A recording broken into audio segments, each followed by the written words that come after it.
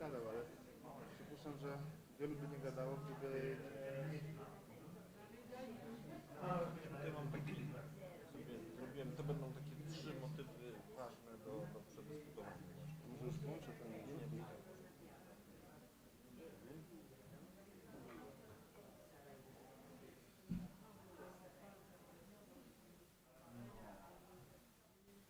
Sorry, gadałem po polsku, bo nie widziałem tytułu.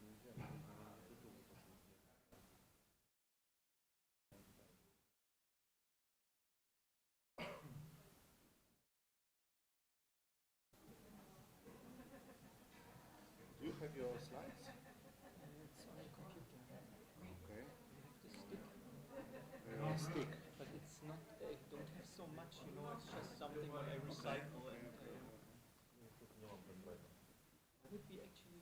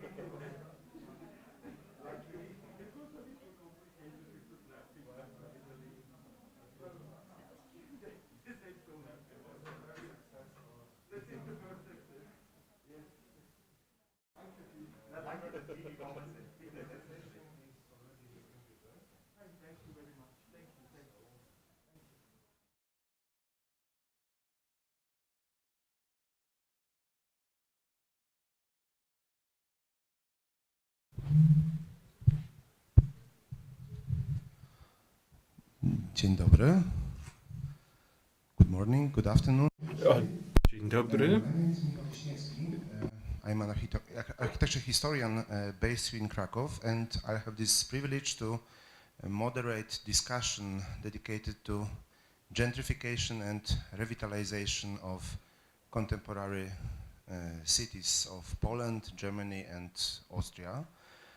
Since we are discussing the case of Nowa Huta during this 2 days conference, we decided also to discuss the issue of contemporary changes, the changes that occurred already or the changes that might come in the near future.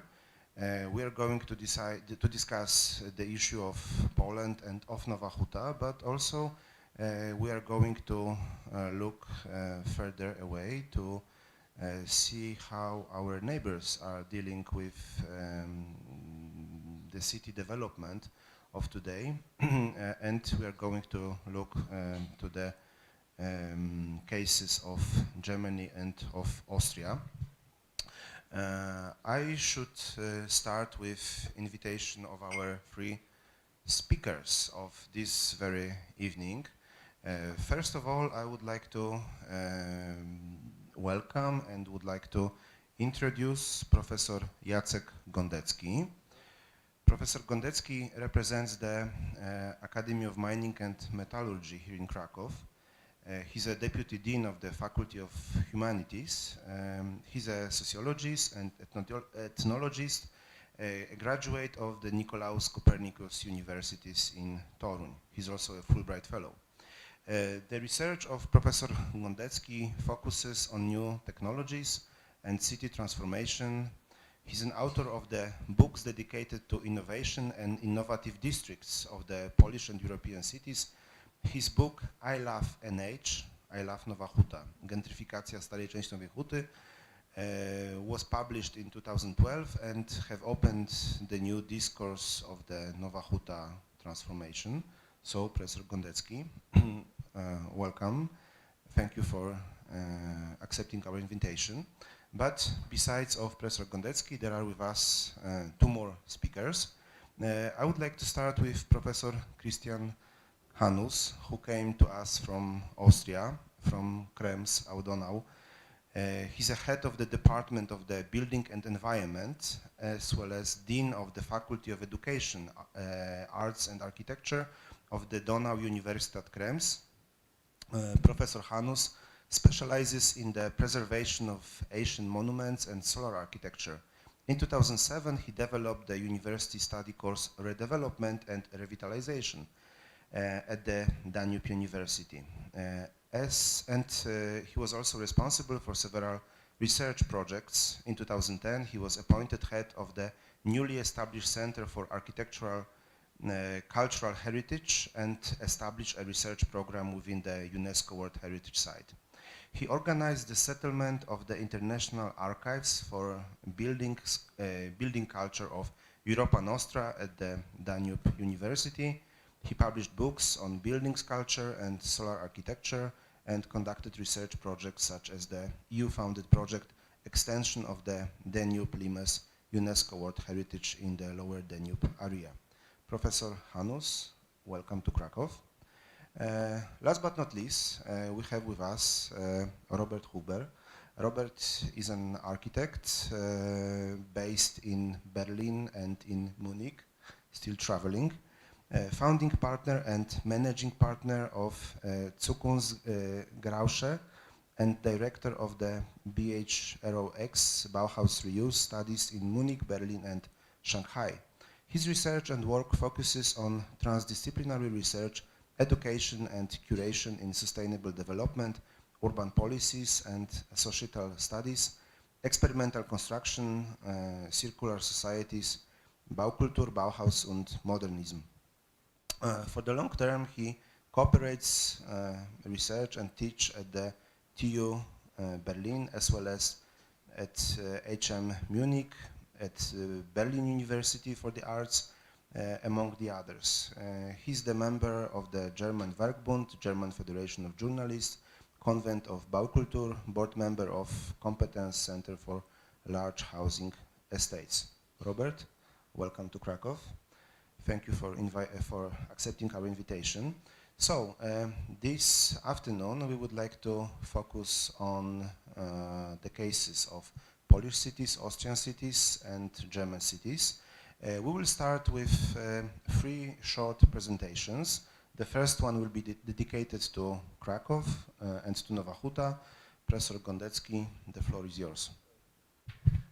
Once again, thank you for inviting me for this prestigious event, and I would like to present some thoughts about old part of Nowa Huta. As Michał mentioned, my project was realized 10 years ago almost, so a lot of things were changed, but some are still, and I would like to treat Nowa Huta, old part of Nowa Huta, as an invitation, as a mirror, or maybe better as a kind of lens that allows me to focus on the broader processes via Nowa Huta cases.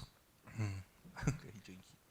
So from my point of view as an urban sociologist and urban anthropologist, the processes of gentrification are strongly connected to the topic of the difference. But when I was studying gentrification, there was a really huge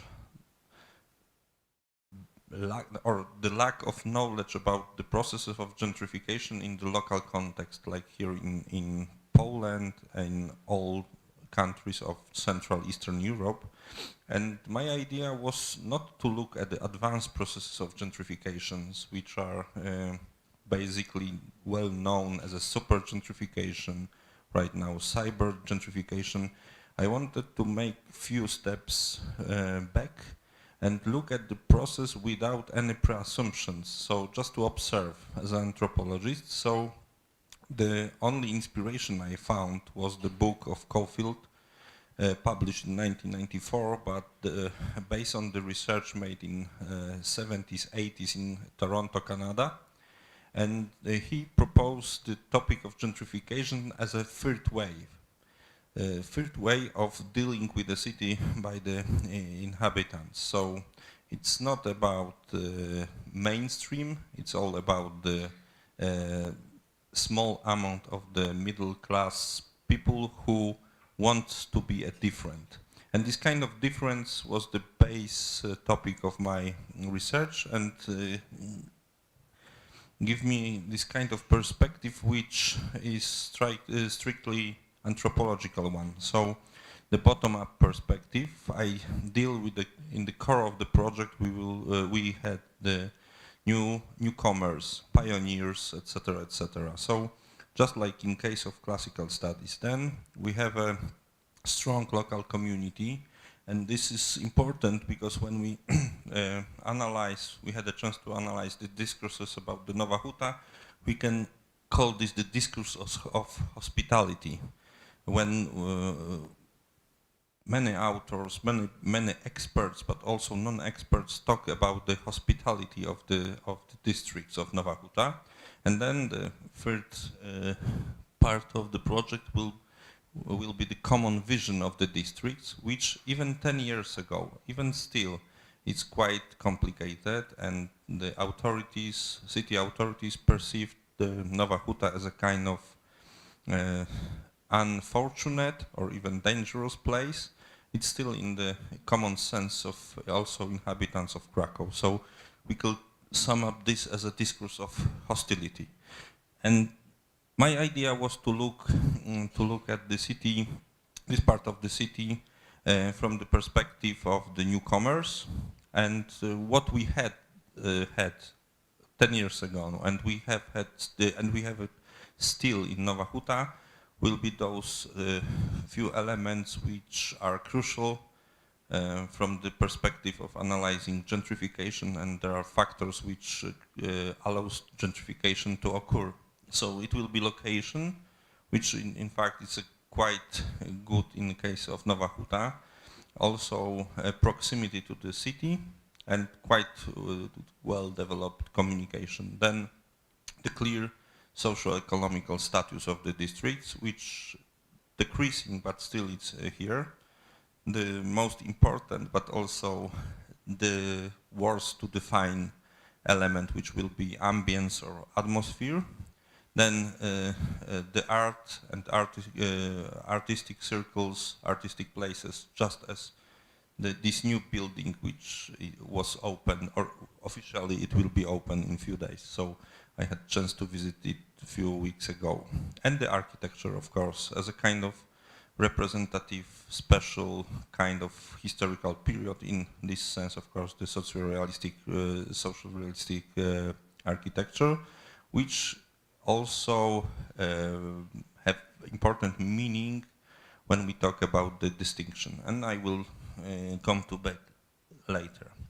So when we treat Nowa Huta as a mirror, or what it says about Polish social and urban reality, from perspective of this particular project and other projects devoted to the social and urban changes, I would like to focus on three main themes which were generated by people during the interviews. This is like in grounded theory I love to use in my research.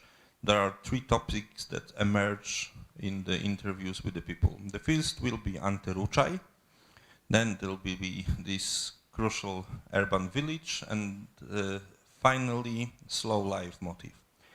Those three main themes that occurred in my research draw to the conclusion which is quite common to the previous stages of gentrification, and the same aspects of gentrification were defined and described by classics of gentrification in case of Park Slope in New York. So this is this atmosphere of small town with the urban approach to life. That will be the conclusions, and I would like to draw attention to those three elements. Anti-Ruchaj will be the point to discuss about the urban chaos, the role of the people I used to call marketers of the dreams, so those who were responsible for creating gated communities in Poland, which also was the topic of my previous research. The question, of course, of the socialist and post-socialist housing estates as a kind of revitalization, not in a sense of material revitalization, but re-evaluation by the people who used to live there and want to come back to these places. Then the topic of urban village, which point to the broader aspects of the community or need for community. The question, which is quite characteristic in the sense of Polish urbanization.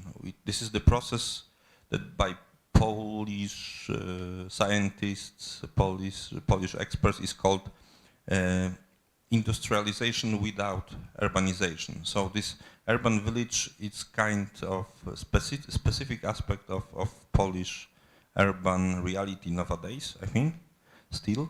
And the motive of slow life give our attention to kind of post-material values which are more and more present in Polish society. The question of yappies versus yaps, I will return in the case of Nowa Huta to that, and the question for whom we are designed for. And that's the main topics. So anti-Ruchai is a kind of really symbolic distinction made by almost all of my interviewees. You can see this is the map of the Krakow, and it's kind of typical urban structure. The Nowa Huta as a well-organized, planned and coherent space, and then on the bottom you will see the Ruchaj, which is on the outskirts of the Krakow, and it's typical kind of estates created in 90s, in the beginning of 21st century, very popular among the main middle class strata. So this draws our attention to all the question about the economic and urban transformation in Poland. So we have exactly the different urban form plus the different people who consciously wants to differ themselves from the rest. This kind of Ruchaj will be typical for the most of middle class. The symbolic distinction made by newcomers or pioneers that came here 10 years ago was against this very popular and unreflexive, in a sense, moves in the housing estates and urban form. Then public versus private sphere. That's interesting because when I was starting with Nowa Huta, it was quite hard to analyze and localize any signs of change in the public sphere and public space. So if we take this 10-year perspective from this research project to the things we are dealing with right now, we can see quite interesting changes in symbolic status and social recognition of space. From public space and representative spaces in the city, which we were focusing 10 years before, just to erect new flagship projects, discuss about public space.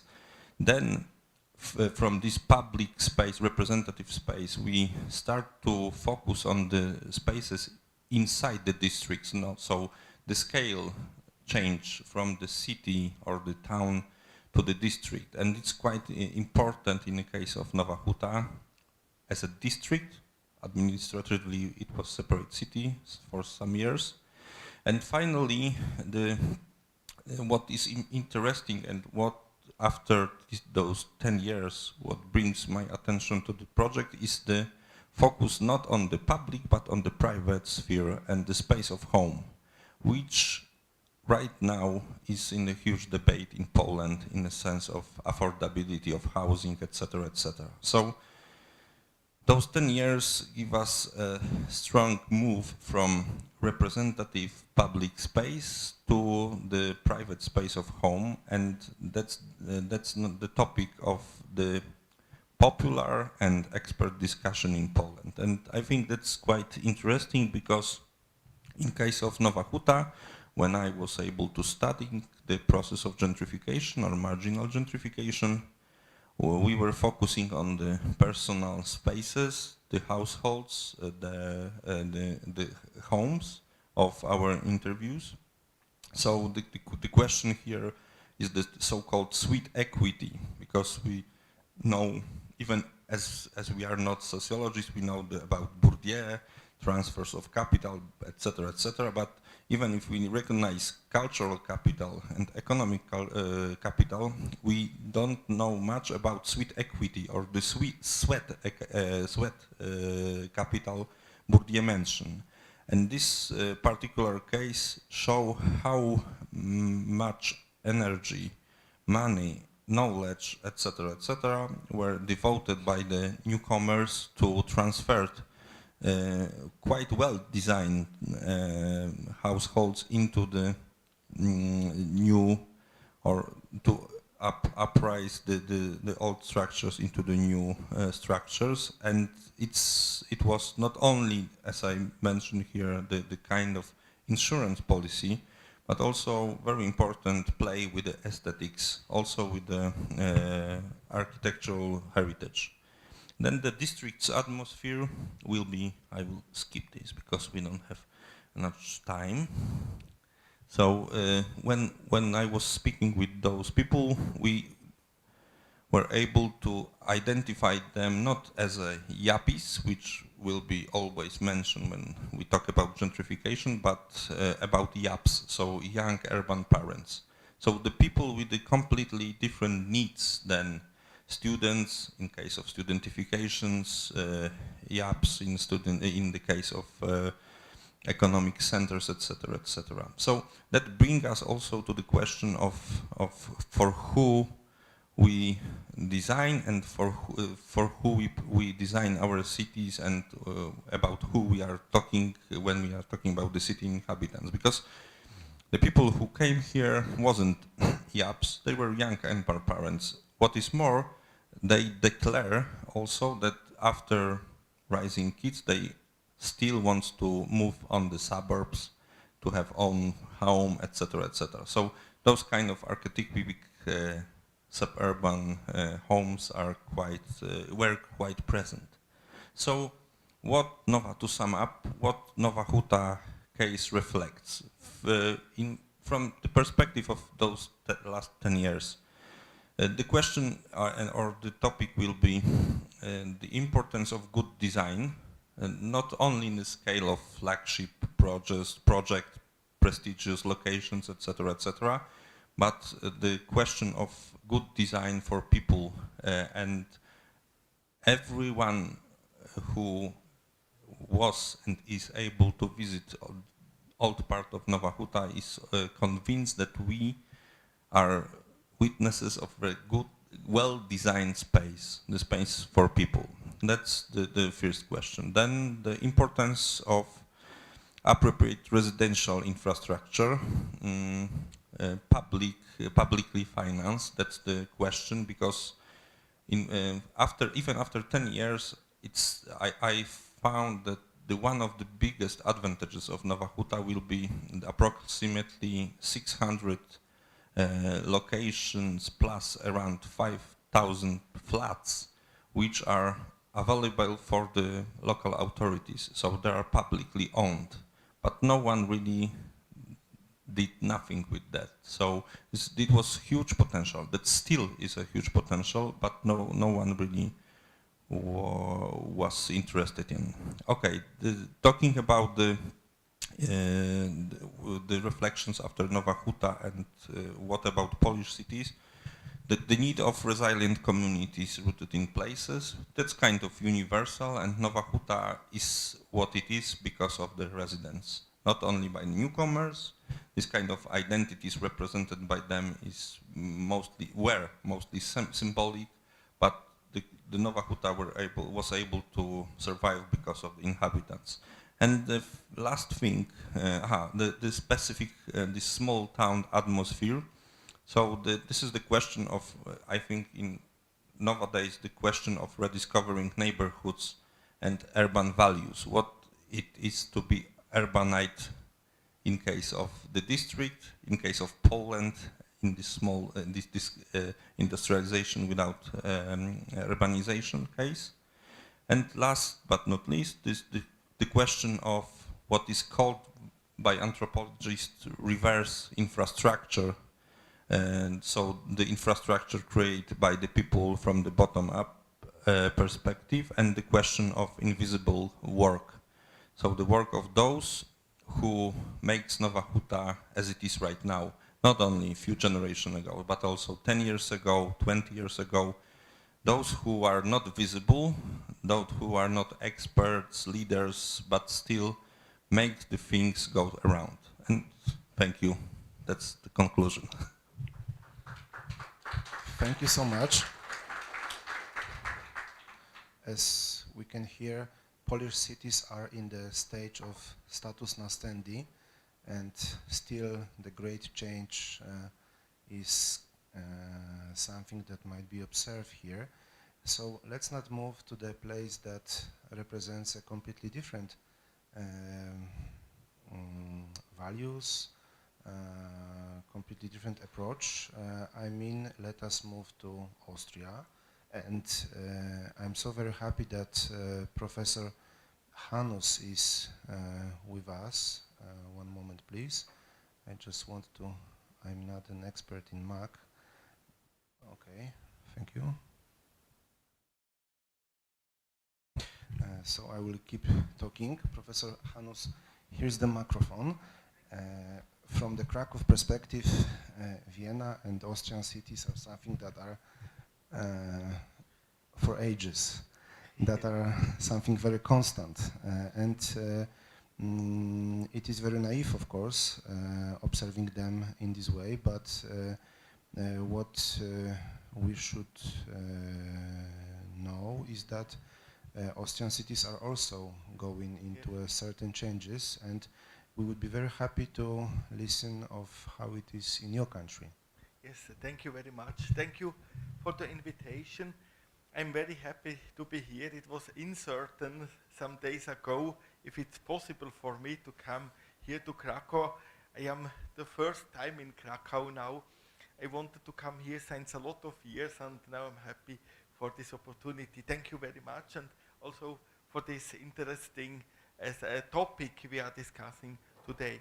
Yes, I see the slides are a little, the format is a little, how I would say, a little strange. Can you see something? It should be, yes, perhaps it's better. Yes, that should be the format. Yes, that is the fight between Windows and Macintosh, yes, and Apple. So, but I can speak. I can. Yes. Ich habe sonst die Präsentation auch auf einem Rechner hier, wenn das hilft.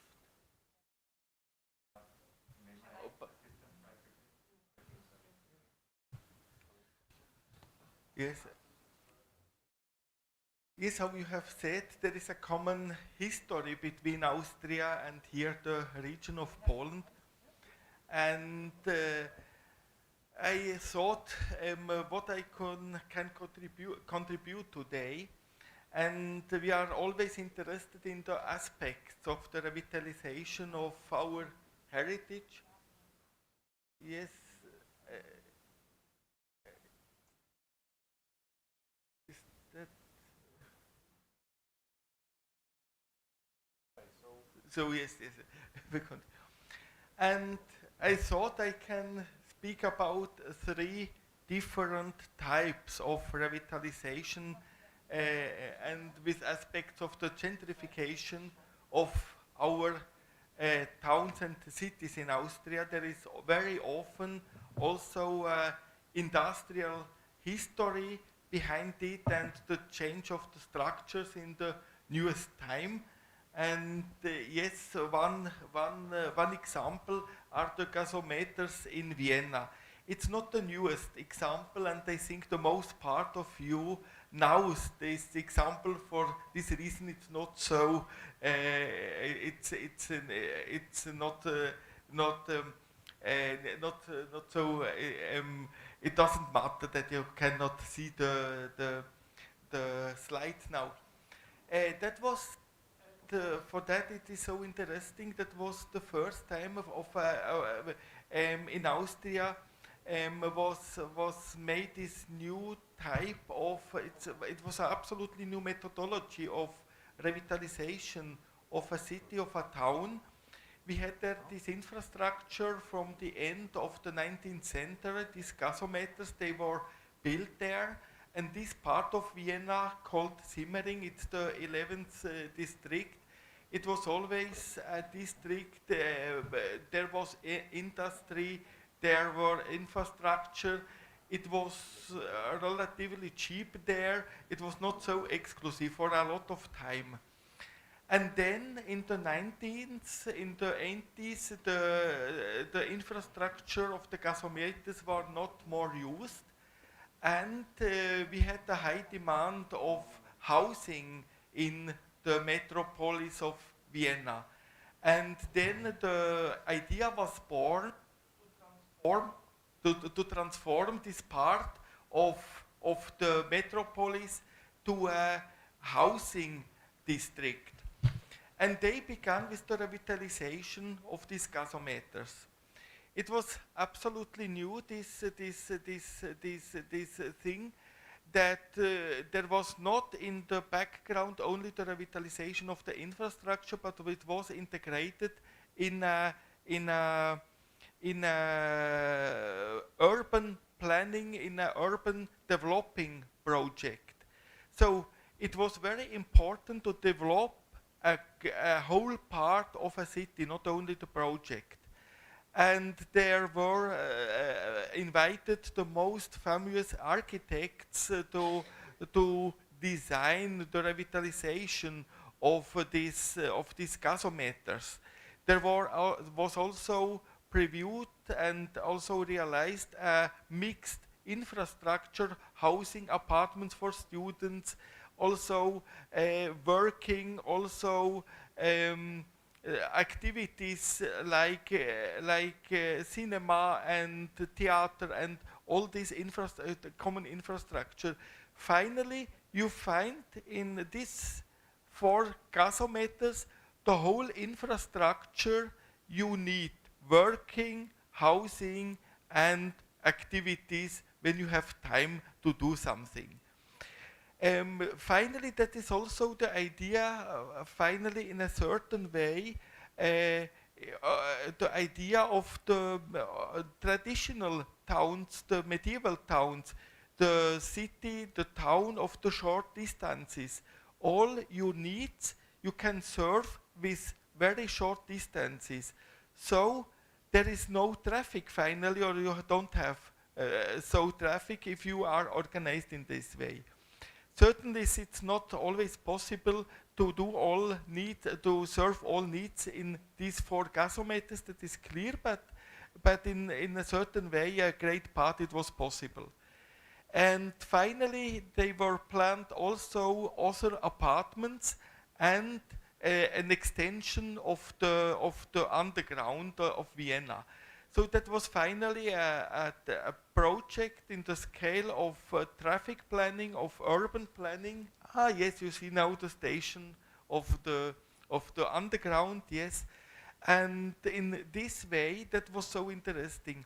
But what was the most interesting thing? The most interesting thing was that the apartments were sold for the prices of the construction.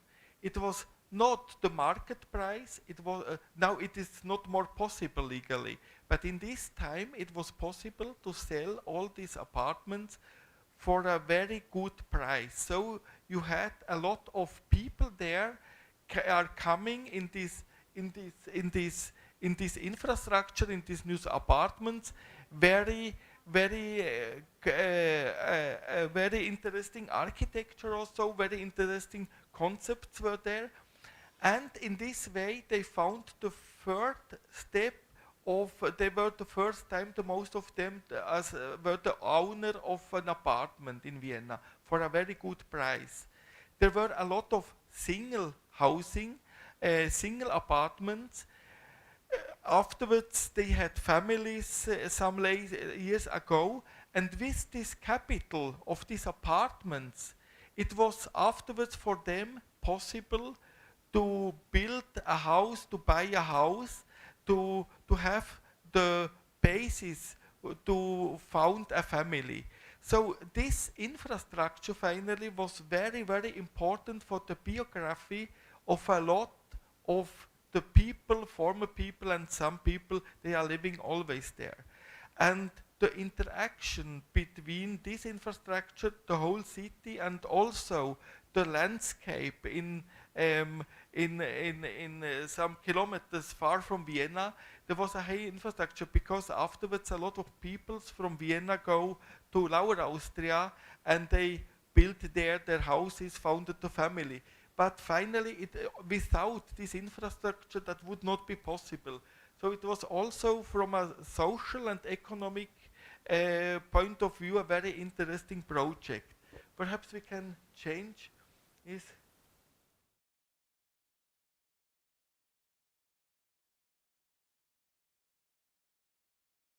Yes, that are some impressions. Yes, you can see the architecture. Yes, perhaps the next also. I want to show this. Yes, that is the slide. It's important.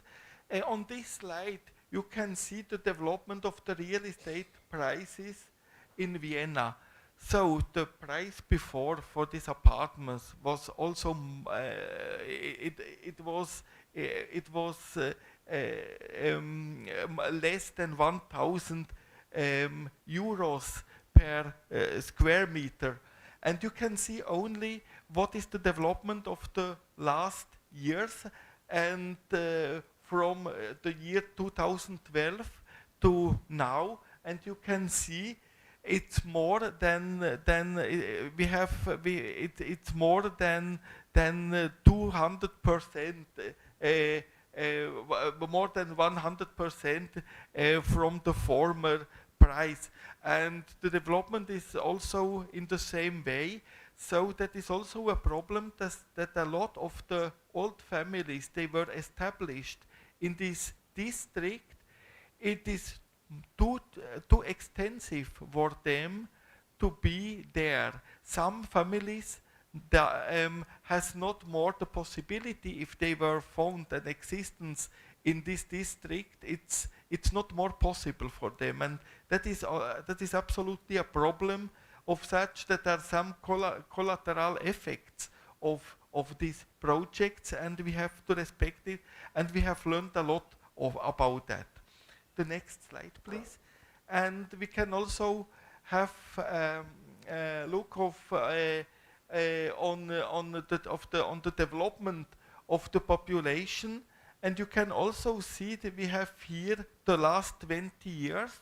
So that was since the impulse, and we can say see that the mix between the Austrian, the traditional Austrian people in the relative relation, it is the whole time more or less the same. That is also interesting for this district, because before they expected there were come some changes. That was not the case finally for this district. So that is also a very interesting effect, and this, I think, now 20 years after this, we can say it was in a certain way an experiment. We have learned that we have a base for the urban planning for the next years. So I want also speak about the medium-sized cities, and it was for me very clear that I will take as example the city of Krems. The next, please, because our university is in Krems, and finally it is a nice example how what are the effects of a revitalization of a medium-sized city. Here you can see the former tobacco factory, where is now inside our university, the Danube University Krems. We are the youngest federal university, a public university in Austria. We have nearly 10,000 students, and this infrastructure was transformed in the 19th from a tobacco factory to a university, to a research and teaching institution finally. We have on the campus also a University of Applied Science and also a private university.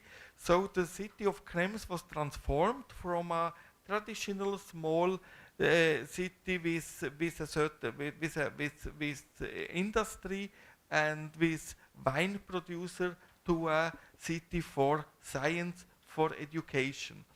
The next, please. This building you see on this slide, on the first impression, you think it's a very old traditional building, but finally it was constructed in the 20s. In Austria, we speak about the third Baroque. In outside of Vienna, you had in this time always a traditional style, but the construction is very modern, very new, very innovative for this time. Is a prefabricated steel steel concrete construction system, Enepic. So it was built very, very effective and is a very, very, very interesting construction with a very traditional form. That was the situation during the first, the beginning of the 20th century. If you can show the next. We are also part of the heart zone of the UNESCO World Heritage Site Wachau, the cultural landscape Wachau, and you can see the transformation of this former factory to a campus. And you can see the new buildings, they have a certain relation in the volumetry to the traditional buildings. And behind you can see the University of Applied Science, and there is the next extension of the campus now in realization. So that was the first impulse in the 19th to install there a university. And what was the effect of the installation of university? Yes, they are students coming. But in this case, our university is specialized in the lifelong teaching, in the lifelong learning. And the students, they are about 40 years medium, and they came always for 1 week during each month. They came for 1 week, so they are their hosts. And with their activity, they are not living there, our students, but they come as guests. They are going to the restaurants and also to the traditional wine producers. So with this activity, you can strengthen the traditional structures you have there, the wine production, the gastronomy, and all these factors. That is very interesting. At the University of Applied Science, you have young students, they are the whole time there, also international students. Yes, what we will see here. Yes, that is also an impression of the campus. You can take the next. That is finally the situation. It's now, we can say, a new district of the town. For a long time we had not a very nice access, yes. And you can see here on the plan the different structures of the city of Krems. We have here the infrastructure of the former tobacco factory. We have here the medieval town of Stein an der Donau, and the other medieval town here of Krems an der Donau. So that were two medieval towns in the distance of 1.5 kilometers. You have here the harbor, the biggest harbor of Austria with the industry, and you have here the vineyards with the wine production. So you have very traditional structures, and you have also industry. And you have also the housing there of the former factory workers, and that is also interesting. These structures, this old, yes, that is an impression of the Heurigen.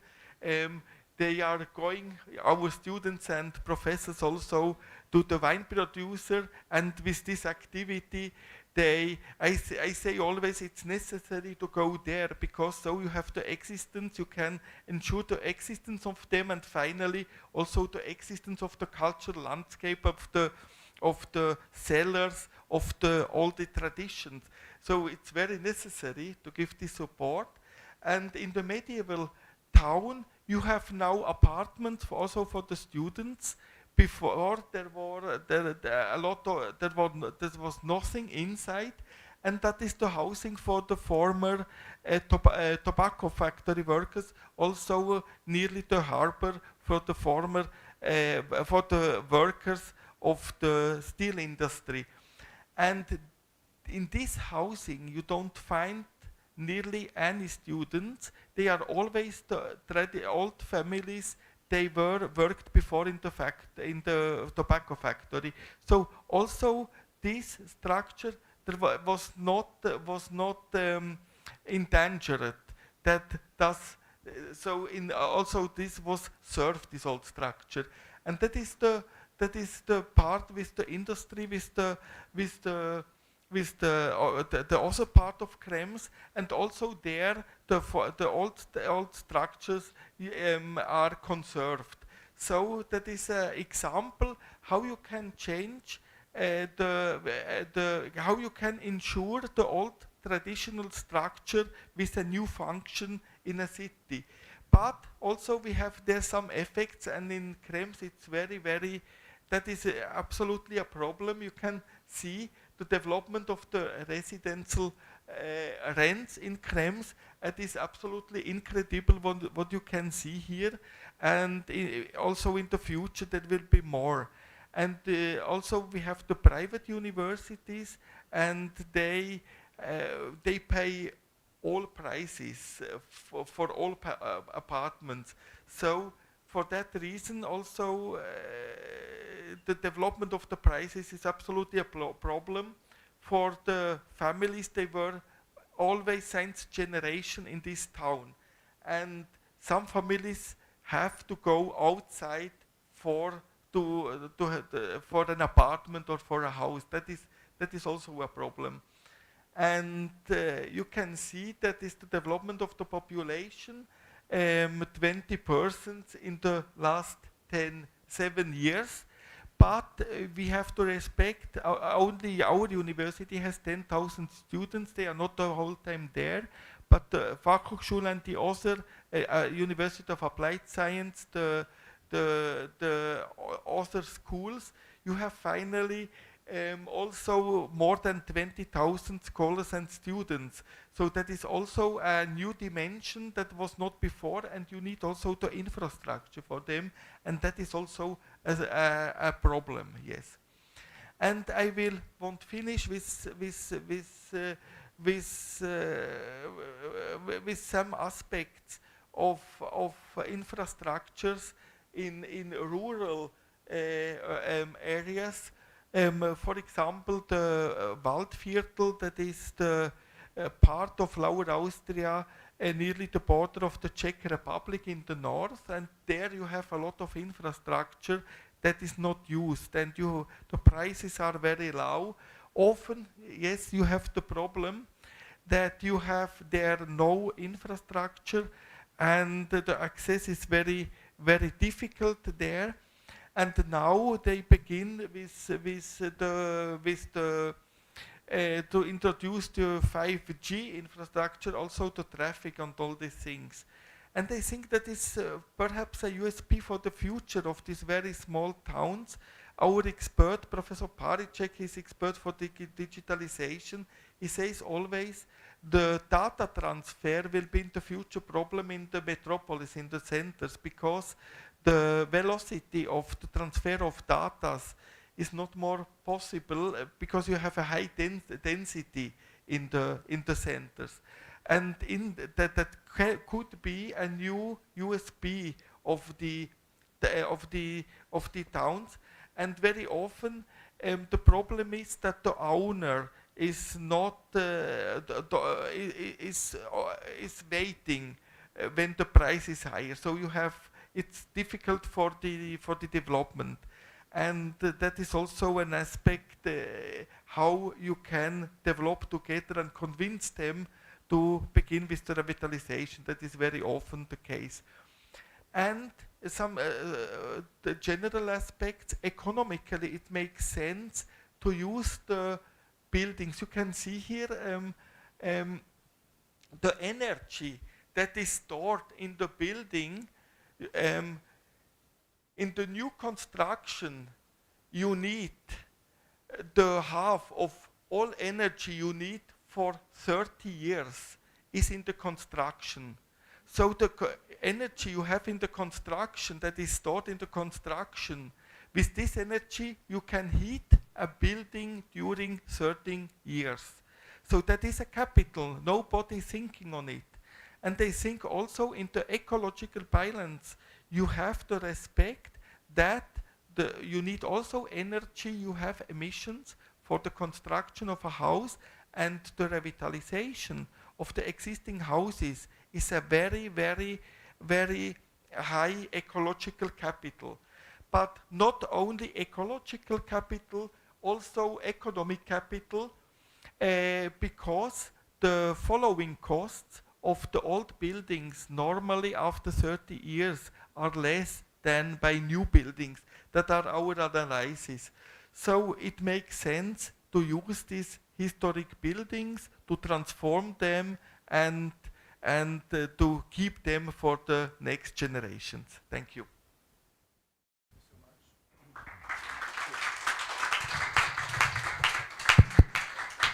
Thank you so much for this inspiring presentation dedicated to Vienna and to Krems. Now let's go to Berlin. So. Yeah, thank you. I do not know if I need the presentation. Maybe I will show some pictures. But first of all, I think now we heard a lot, and I want to go a little bit in the discussion, if it's okay, because I think, maybe we have again the.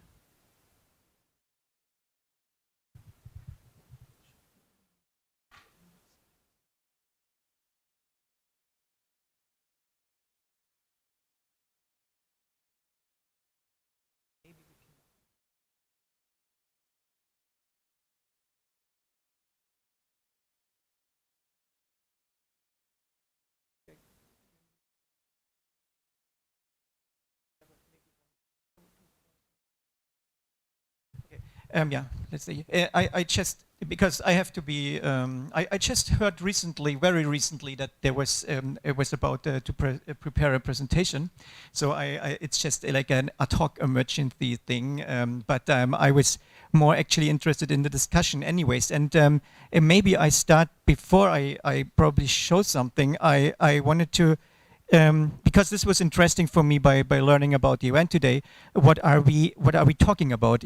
We're talking about gentrification, and for my behalf, gentrification is of course a multifaceted phenomenon, and I think the social component, of these processes, we didn't touch so much. I have the feeling, especially when we're talking about something else, which is adaptive reuse, like successful adaptive reuse. We're talking about how to deal with existing substance. I think we touched a lot of different topics or terms. Also the use of gray energy, which is of course a big resource, which is not actually completely explored, and which is in a tremendous underestimation combined with the focus on primär energy, as we say in German, like the heating energy, the electrical power, and so on. What I actually would like to understand is, are we talking about the consequences of gentrification? What's actually happening? I think that's much of the bigger part. I mean, the phenomenon is an old thing, you know, and I mean, of course, the university in Krems, you're experiencing that you open a university, you found an attractive location. There are of course students coming, but that's like this old thing. What many people also were like blaming, for example, the Columbia University in New York. You know, they were talking about gentrification, had all these fancy international scholars there and so on. But of course, it was one of the main drivers for gentrification in New York on the other side. So, I mean, we know about all those paradox, you know, impacts and so on, but I think that would be for me interesting. So are we talking about the consequences, like the negative consequences of gentrification? That's why the topic is actually in the media, that's why the topic is actually also like relevant for people outside our profession. Yeah, it's not only the term, it's one of the terms who really made it into public awareness, also like outside of the architects' talking circle. And there the big issue is because it's about displacement of people. And or because the phenomenon that there is like, you know, people moving somewhere because they find it attractive and they live there, and they bring you know, a better income with them, and they probably also have a stronger voice than the people who lived there before. That's the one hand. The other hand is what is happening on the social consequence, and that I would be interested in. So I won't make it so long like my colleagues, but now coming to Berlin. I mean, we have now Nowa Huta here, as I experienced today. It's one of the most interesting large or major housing estates, and we have comparable of them, of course, in the GDR, former GDR, in Germany, and of course also in the eastern part of Berlin. But we have also, of course, large settlements, housing settlements in the western part of Germany.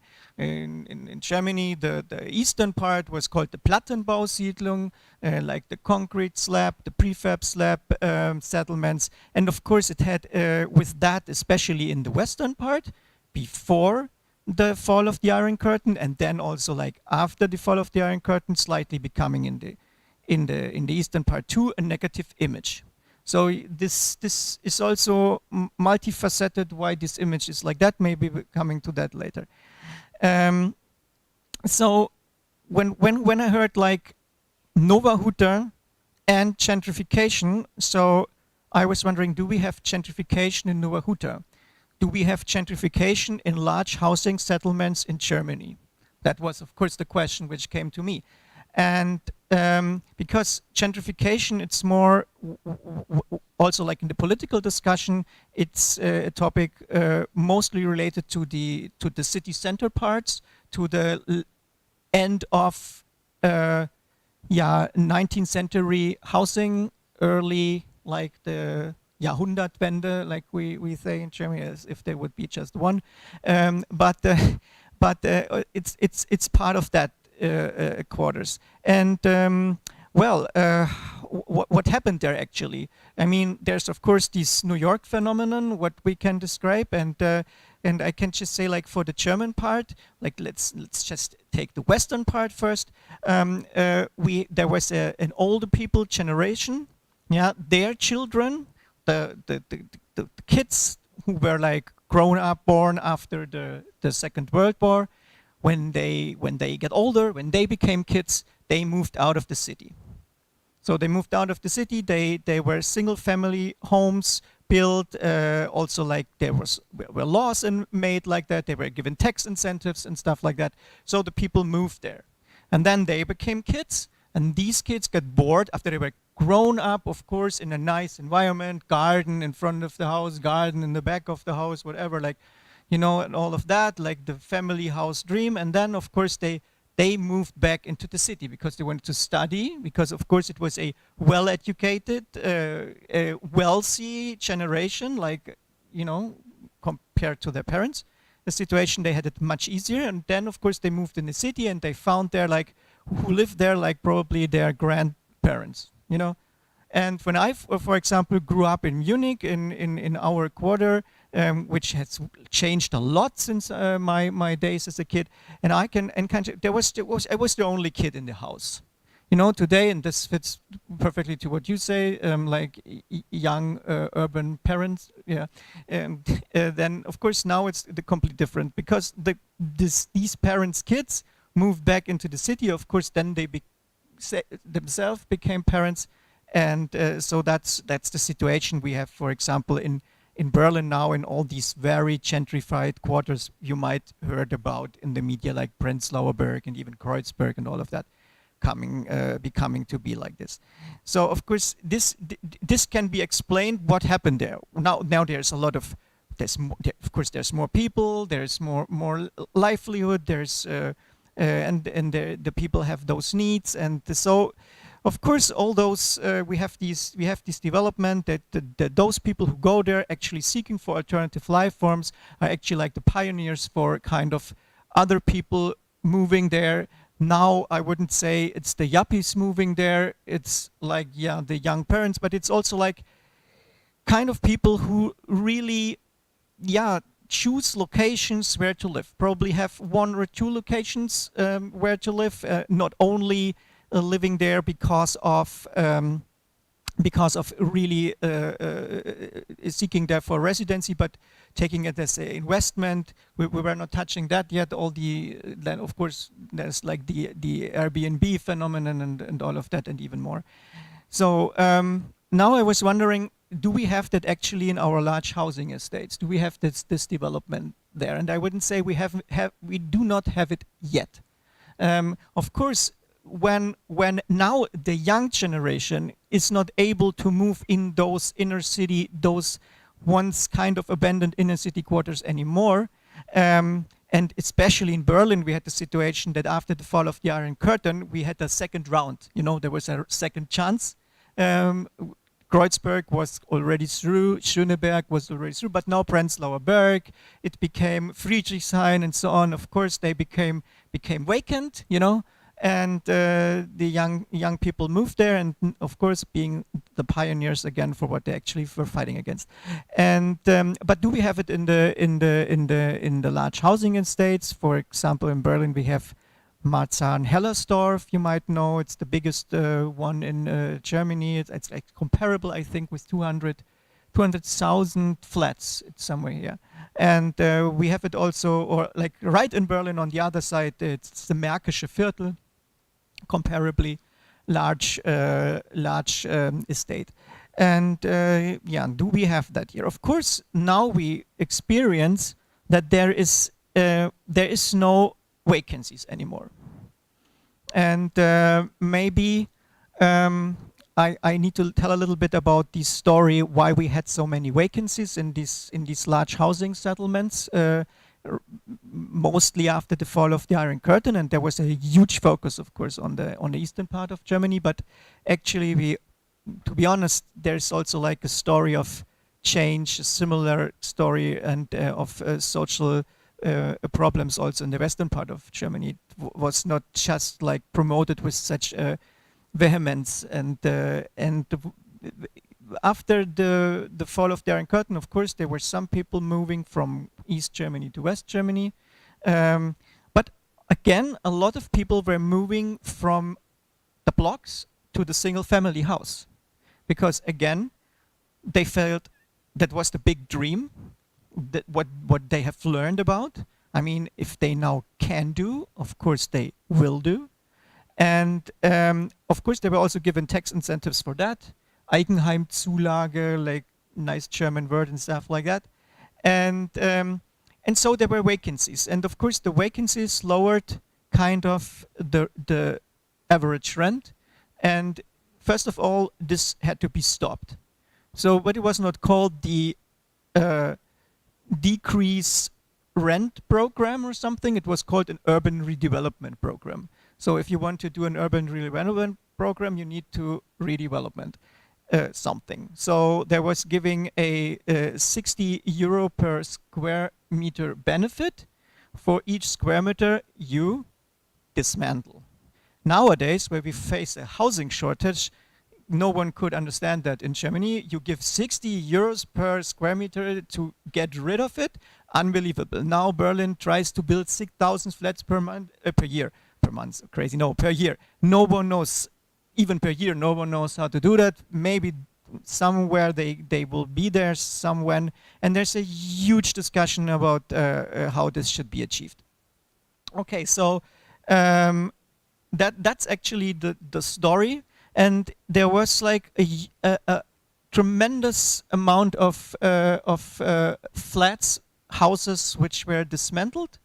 I would say more than there was actually vacancy, like projected, if you would have seen that in a projected perspective. Of course, it stabilized the price, but it destabilized, of course, the quarters. And even if they try to do that gently, and we also had a new term invented, like we always do that in Germany, we called it Rückbau. First we had the Neubau, then we had the Rückbau. That sounds very logic. And well, after that Rückbau was done, it was not done this gently that it would not have ruined the one or other quarter completely. So we had really, we established brownfields, even if there was green grass growing over that, and you still could see the footprints of many houses, and you could still see what actually it was thought to be once. And it was sometimes done not very smart. It was really like put out in between, and so the complete structure of the city kind of, or of the settlements kind of fell apart. Now, kind of at the same spots, there is new construction done. Of course, because now we see the potential, where should we build?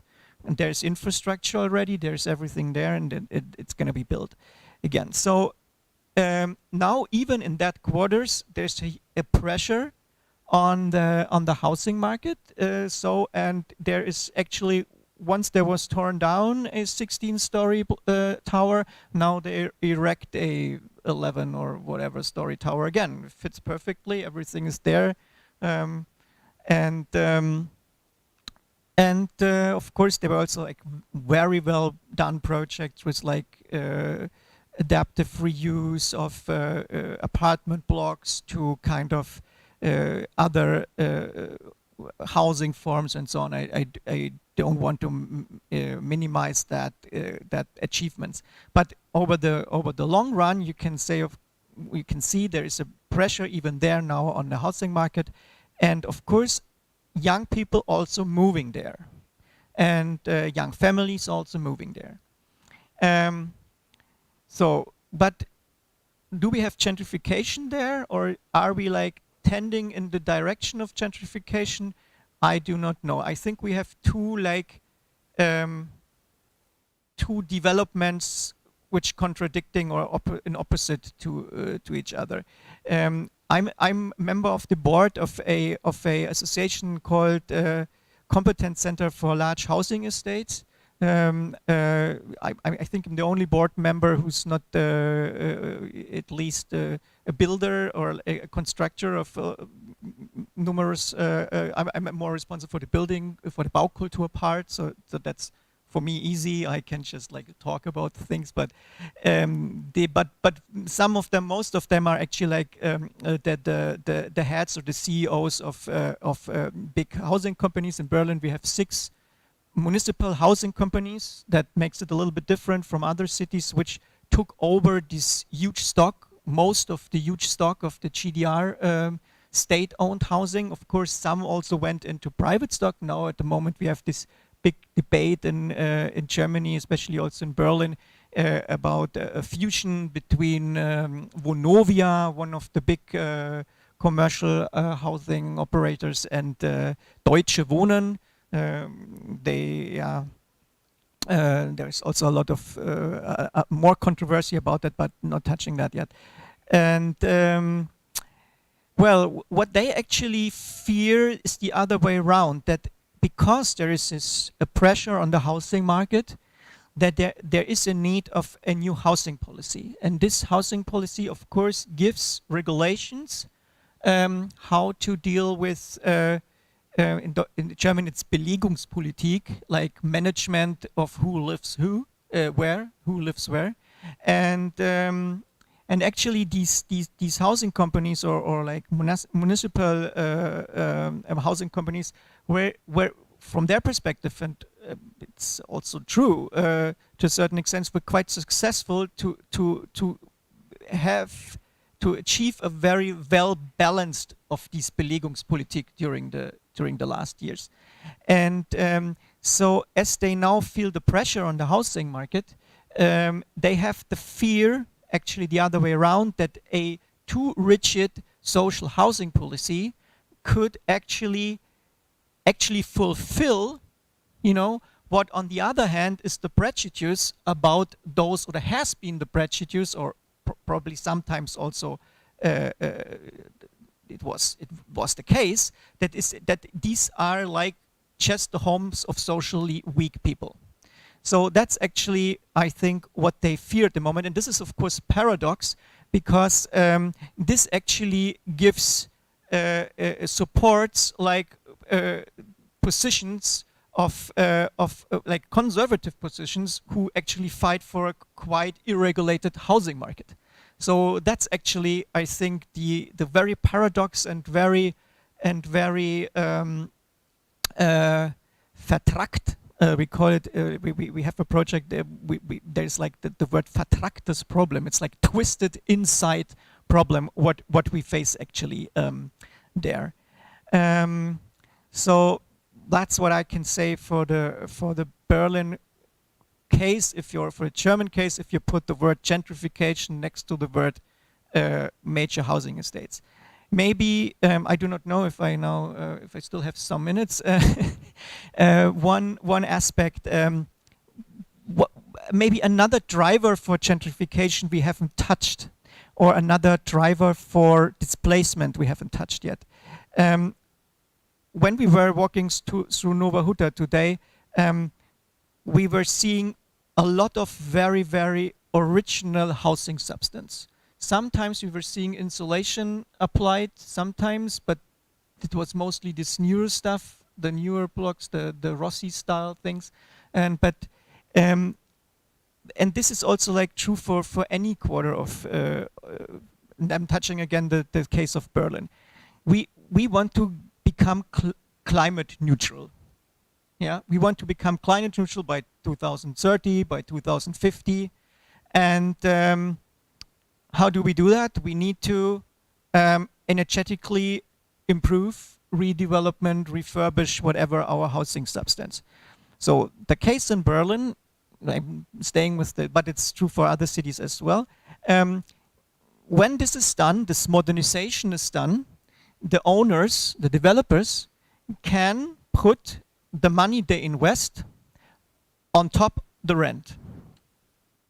And it won't go away when the investment is refinanced. It will stay. That's the incentive, that they do energetic renovation. That, of course, means it's a very easy tool to raise rents. So we have in Berlin plenty of so-called Milieuschutzgebiete. It's actually like a regulation, a package of regulations, which says, okay, you are only allowed to do this and that, or you have to follow these and that procedures in order to do energetic renovation in a certain quarter, in order to maintain the social structure. There's like, it can be applied for like a monument protection purpose. It can be applied for a urban design purpose, and it can be applied for the social aspect. And then you have, of course, a target conflict between, on the one hand, you want to keep and want to sustain and want to be social and want to keep those grown neighborhoods. And on the other hand, you want to become climate neutral. So that's obviously a target conflict which is not easy to solve. And we at the moment with our company, together with the Technical University of Berlin and two district governments of Berlin, we established a research model project which is called Milieuschutz, which means this social protection versus climate protection. And we try to figure out how can we solve this problem, which is kind of such a vertracktes, like twisted problem, yeah? And it's a very complex problem, and we want to like address the full complexity of this problem, because that's actually a tendency we unfortunately face too often, that we try to decompleximize, or how to say it, problems which are actually very, very complex. And so I just wanted to mention that, because here we have another aspect of causing the consequences of what we call gentrification without any yuppie or other yups or whatever moving there. It's just happening out of other necessities. So overall, if you compare this gentrification and that gentrification, or the results of that, which are comparable, which would be a displacement, I think we need to talk about how can we improve something without the negative consequences. And we talk, when I hear sometimes people say, probably or maybe gentrification is not so bad because it does something good, then I can just say, no, it's bad because it does something bad. You know, if it does something bad, it can't be good. You know, if it displaces people, it can't be good. So we have to find a solution how we can improve quarters, settlements, and it actually is quite, it becomes quite logic at this point of the energetic refurbishment, you know, because there is no alternative. You can't say, okay, you grown social neighborhood people, live like that in bad houses, live like that and pollute our environment. You know, then that's no solution. So if we talk about gentrification, there's actually nothing good if there is still a bad consequence. So we should talk about the bad consequence, if there is any, first. Maybe that's my statement to that. Thank you.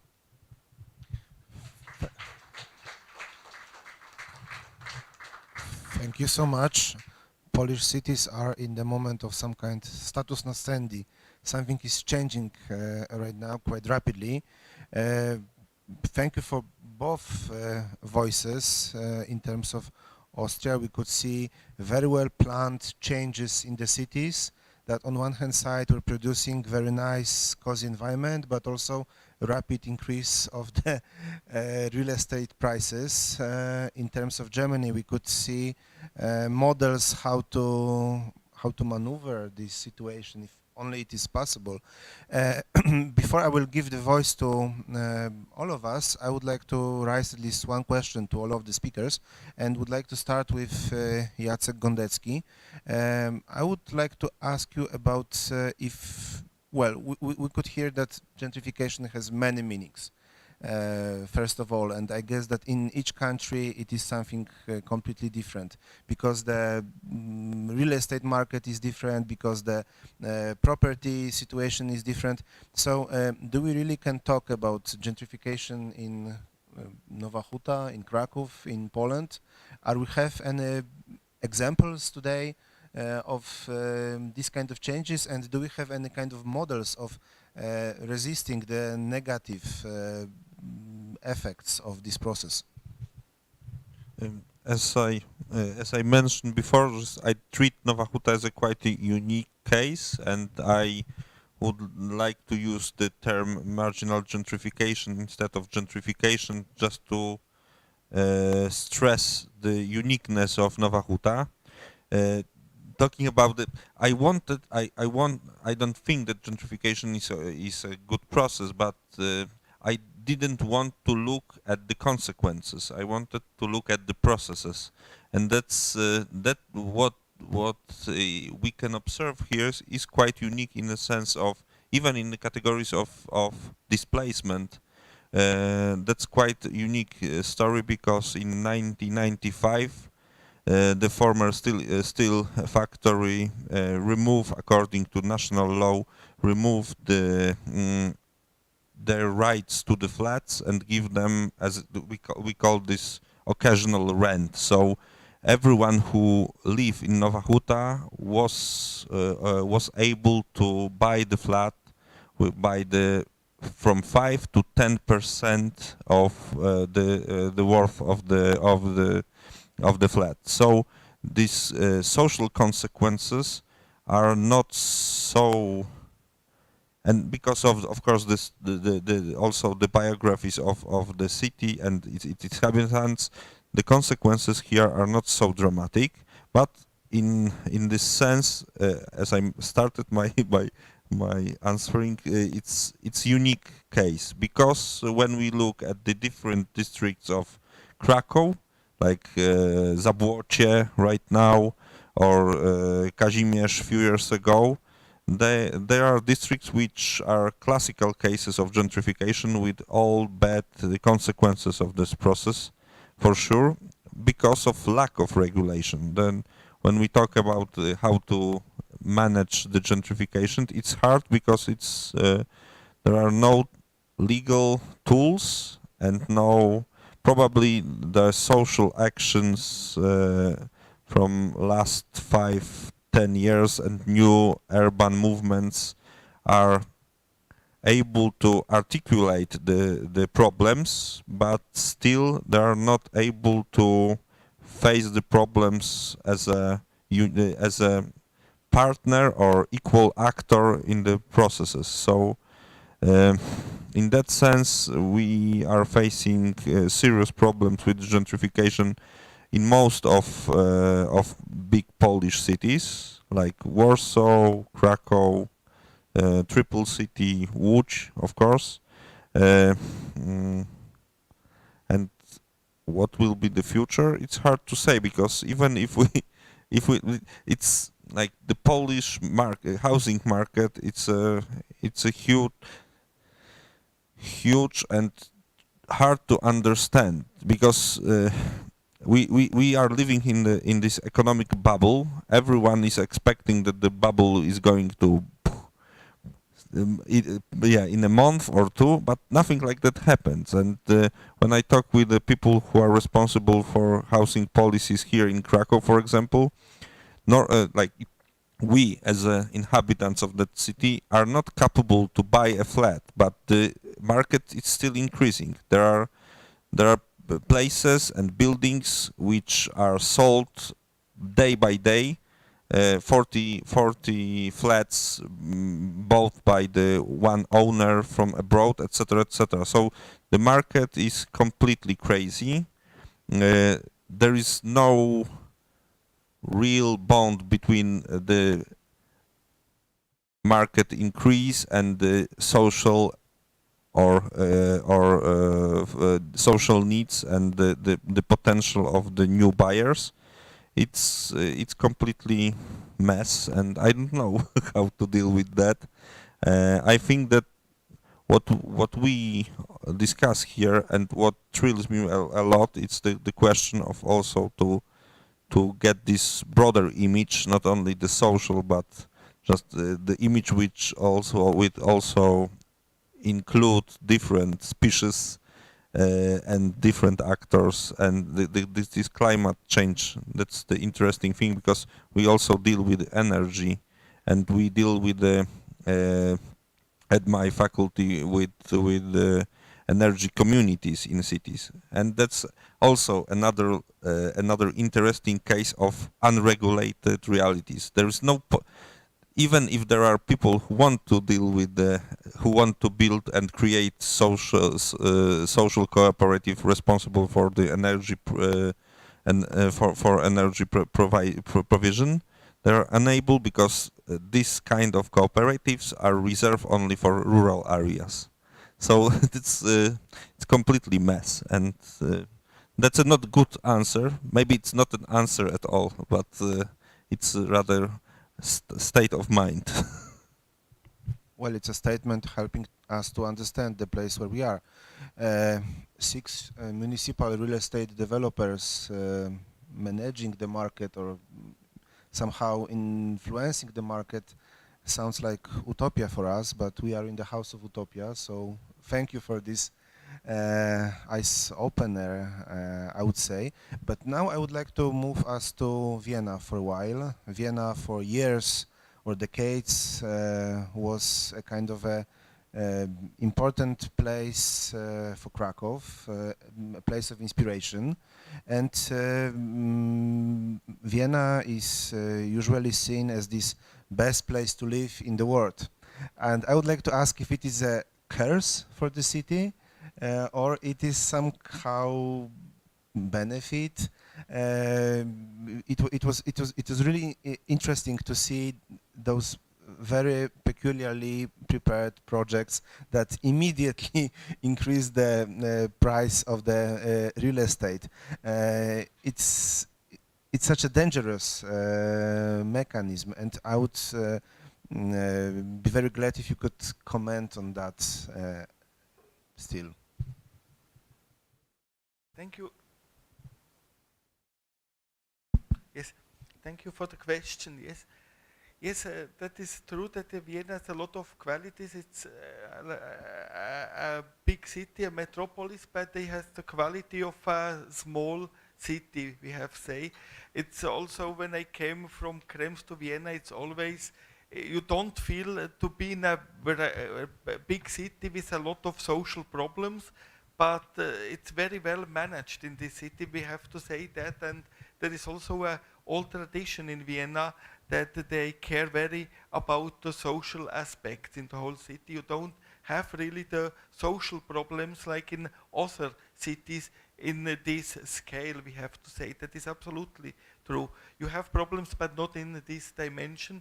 And also this old tradition of the Red Vienna, the Rote Wien, the social housing there, the biggest owner of housing is the US Army, and the second is the municipality of Vienna. So it's incredible finally. But what I wanted also to say concerning this ecological aspect we have spoken, I think and also in Vienna we have these programs and we make some research about that, and we have there some collateral effects also. They have afterwards some problems. If you put insulation on a housing, normally we have absolutely the problem with the rents and the energy costs. Also in the future, the cooling will be a problem with the climate change. We have calculated that will be absolutely a problem. Also the overheating. We will see also the problem in the comfort of the using of these infrastructures in the future, and also that will have consequences also for the gentrification, I think. And it could be absolutely possible that the districts, they are for the moment gentrified with some aspects of the climate change. They will be a new effect. So we will see in the future. But what are the problems if you put insulation on a housing of on a housing complex? You have the shadow, and you have 25% less of the daylighting inside. So the comfort, the daylighting comfort inside is afterwards and no more the same.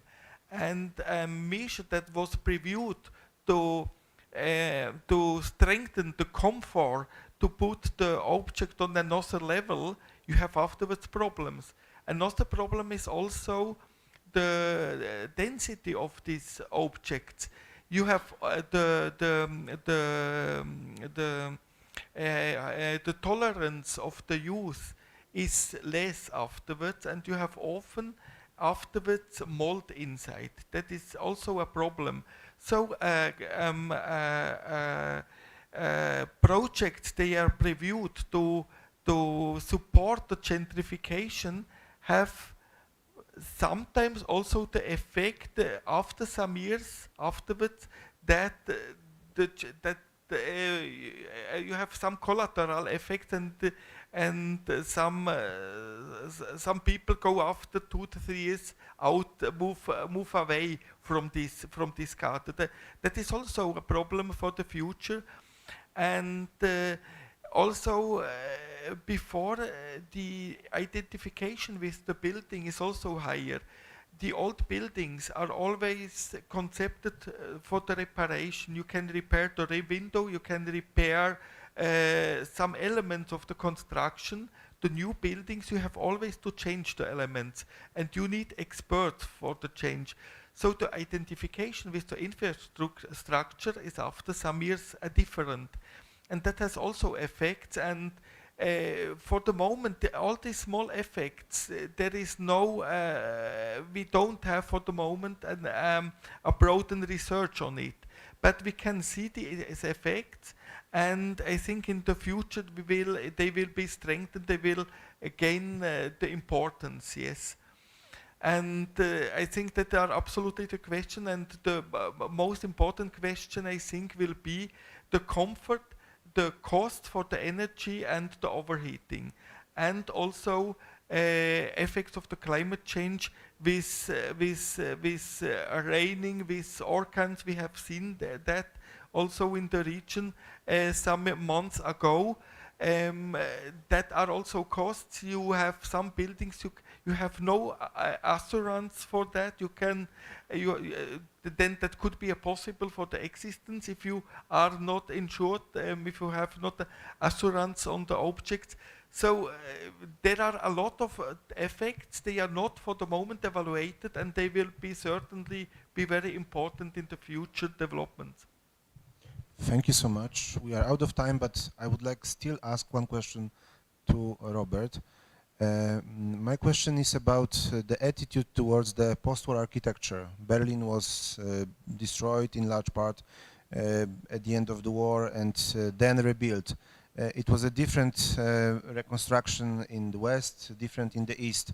And in the recent years, we could see how different was the attitude to the architecture of that era. The Palace Republic was demolished, for instance, and how it is today with this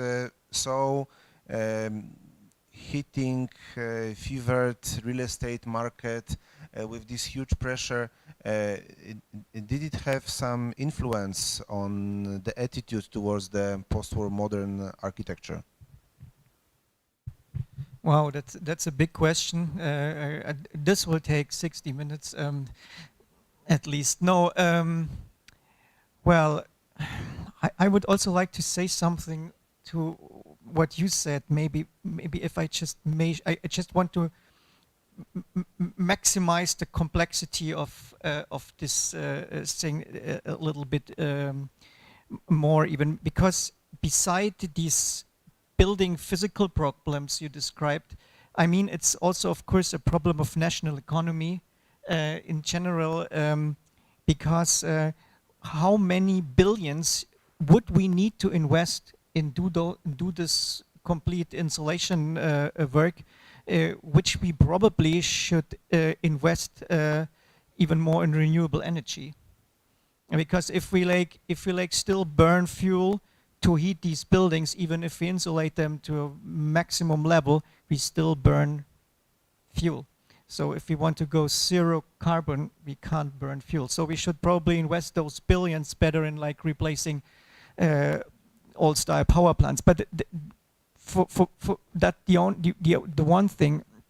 The other thing, I mean, what we actually have is with those very many single owners, is also something we're facing at, because it's a lot about ownership.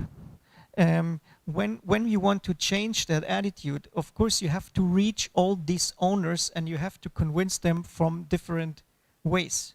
And of course this is this is for a bigger hurdle, and for everybody. It's probably a bigger investment for everybody. It's dealing with regulations and so on and so on. So this is making the thing even more complex. And I think for the social aspect, it's a good thing that there was like the sellout to the former renters to become owners. That something sadly did not happen in Eastern Germany.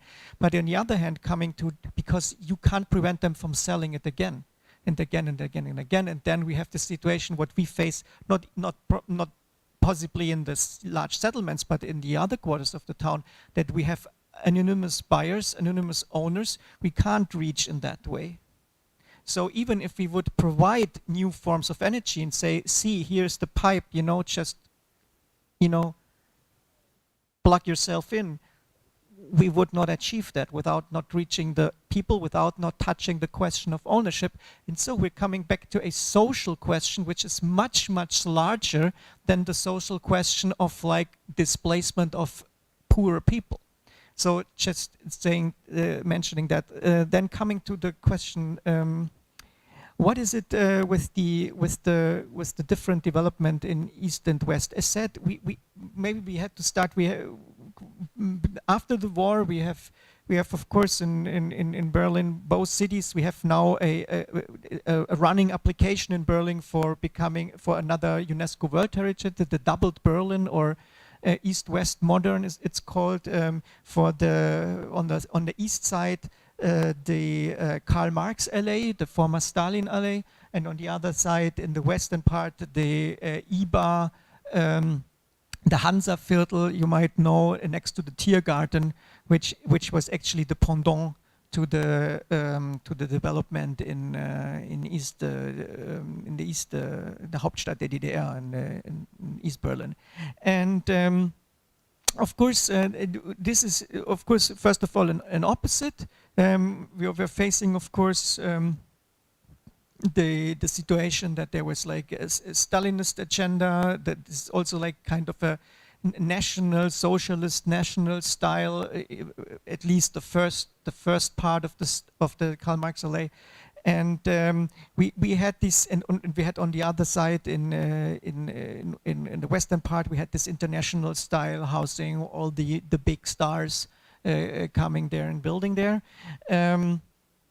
And now we come to the point that, or we came to the point that we have to think these things together.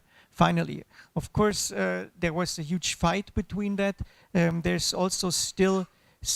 And we have, of course, a story or a history of appreciation. In 2019, we had the Bauhaus anniversary, and people were sitting like we do here, and they said, "Oh, finally, the 20th century building are now arrived in the common cultural understanding of our society. Oh, no one wants to tear them down anymore, and so good and so. Oh, probably the 50s will be next, and something like that." And I think what we learn with that, of course, it's about how you treat these housing settlements, and if you treat them as an heritage.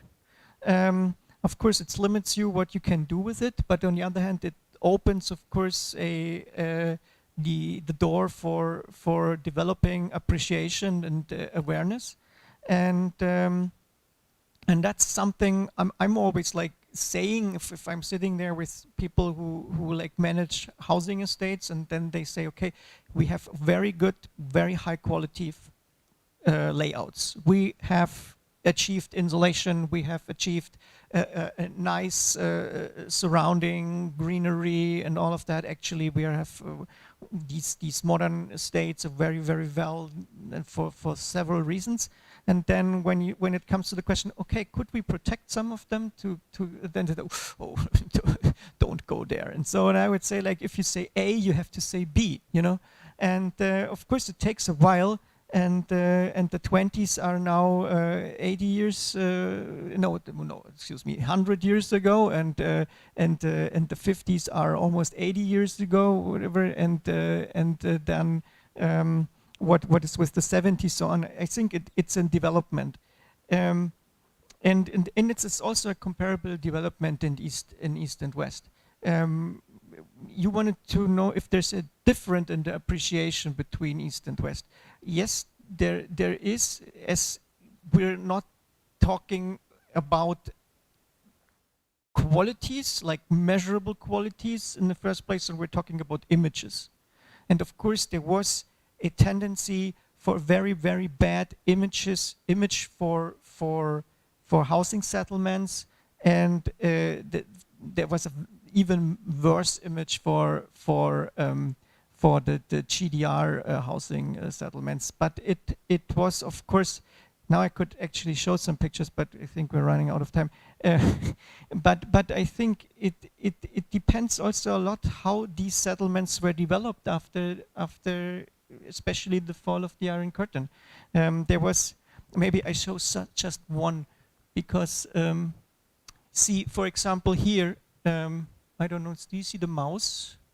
This, for example, this was like in Marzahn, the central shopping alley. It started at a train station. There was like a big oh yeah, does it work? Which button is it? Laser. And there was like a big commercial center, and then there was like a cultural center or something. And what they did, for example, in the first place, I hope, because this is twisted somewhere, the first thing they did, they were tearing down that one, and they built a big shopping mall here. So this was like if you like close a bottle, you know, you put the lid on the bottle, and then of course everything back there died, and then this died, and so on. I mean, this was something what happened there in a very low understanding of actually the structure and of actually the inner actually logic, and also like the inner working infrastructure of that. And what we actually now always want to achieve is like short ways, combination of social infrastructure, cultural infrastructure, childcare, blah, blah, blah, all of that.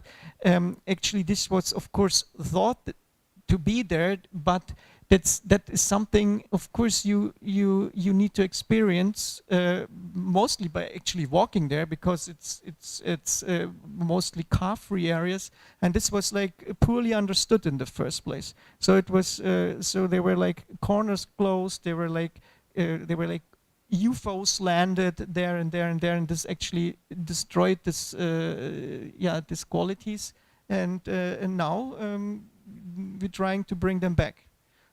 So it's actually a very funny story. It's like kind of a, you know, like a tragedy, you know, like this typical, yeah, something like that. And yeah, but then you also were mentioning the Palace of Republic and the Stadtschloss, and I can just say, don't get me started about that one. So that's the conclusion. Thank you so very much. I'm very sorry that we are out of time, but the topic is never ending, and Nowa Huta could learn a lot from this information, from these ideas. So thank you so much, Professor Hanus, Robert, Jacek Gondecki. Thank you so much, and I guess that at 7 we'll have the one more panel. Thank you.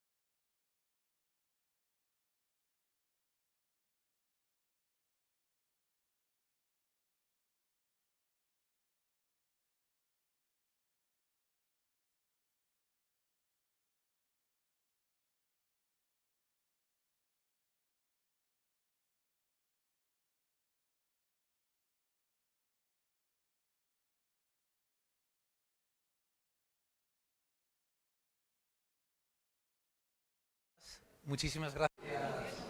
Good evening, ladies and gentlemen. Thank you very much for being with us.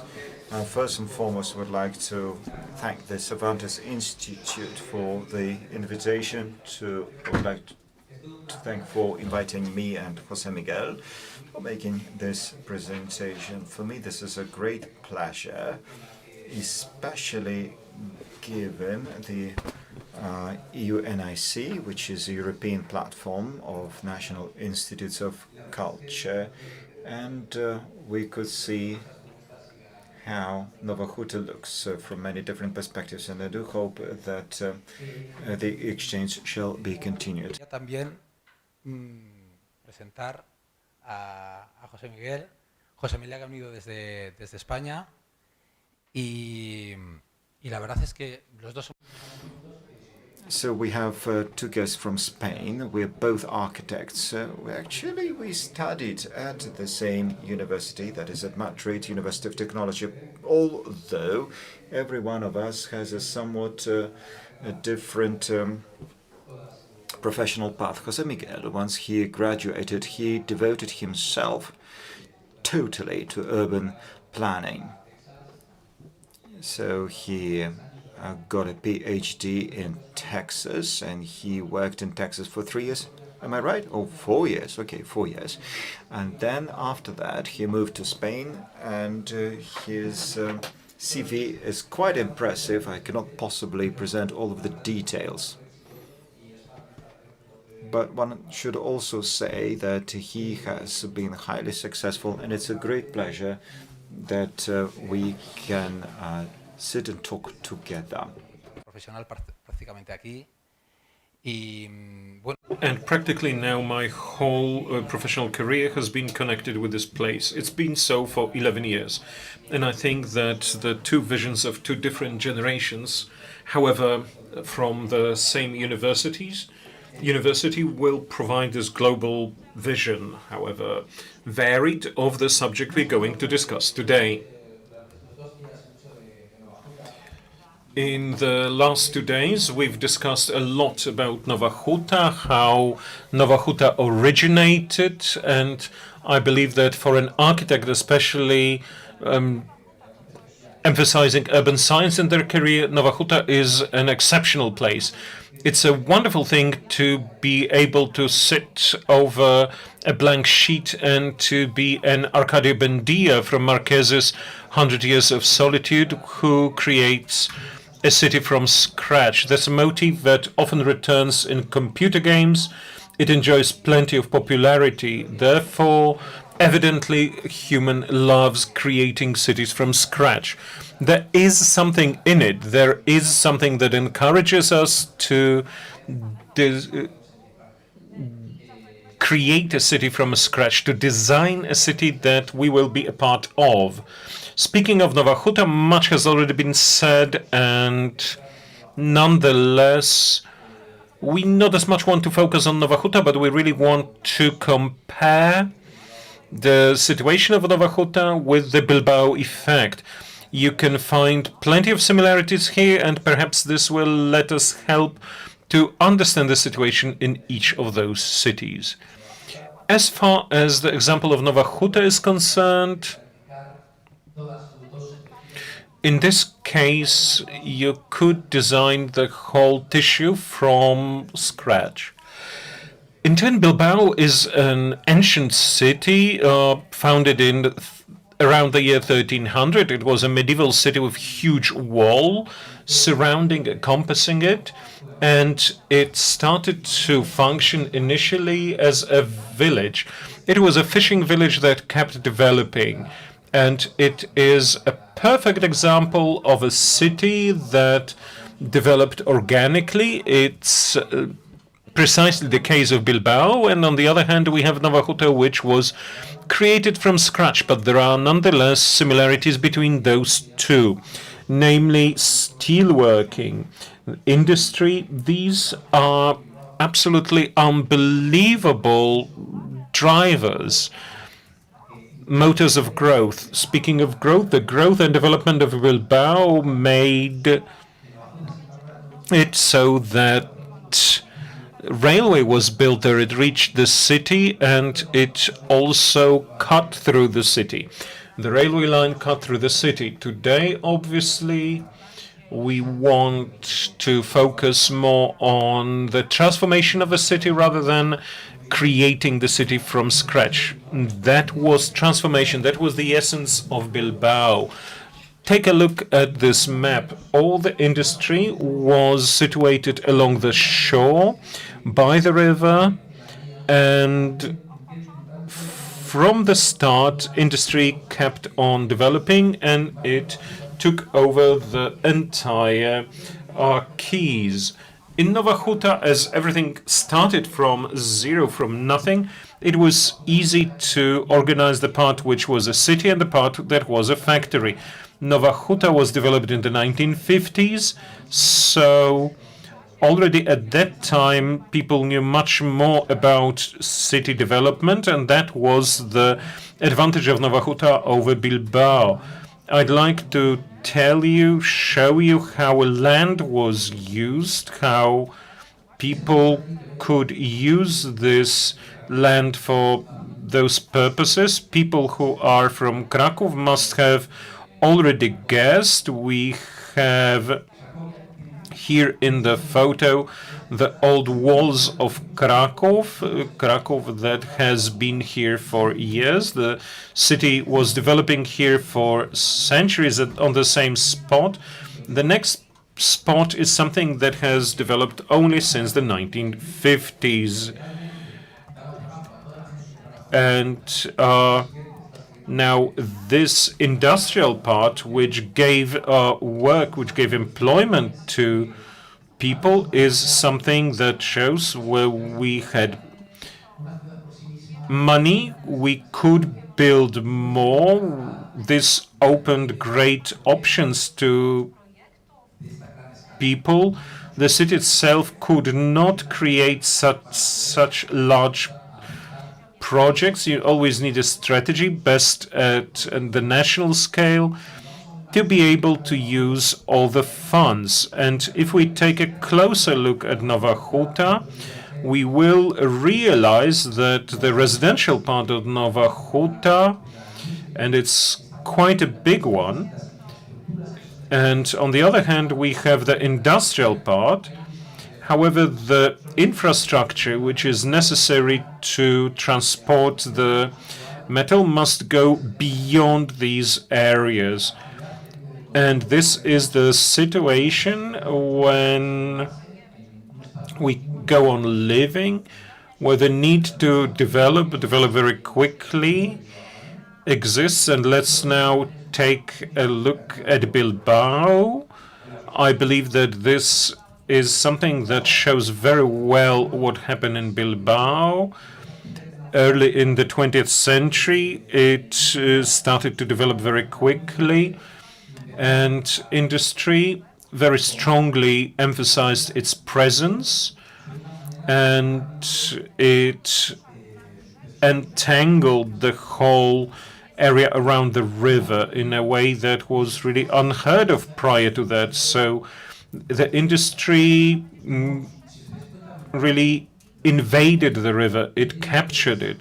Bilbao, if you know this city, you know that it is a very complex city, because by the river we also have everywhere around the mountains. So Bilbao couldn't develop more horizontally. Everything had to be constructed around the river. And that's why those industrial facilities were situated precisely there. Everything could develop very quickly, and everything could also quickly deteriorate. In the 20th century, it lived through its heyday, and then the end came. Like in Nowa Huta, Bilbao reached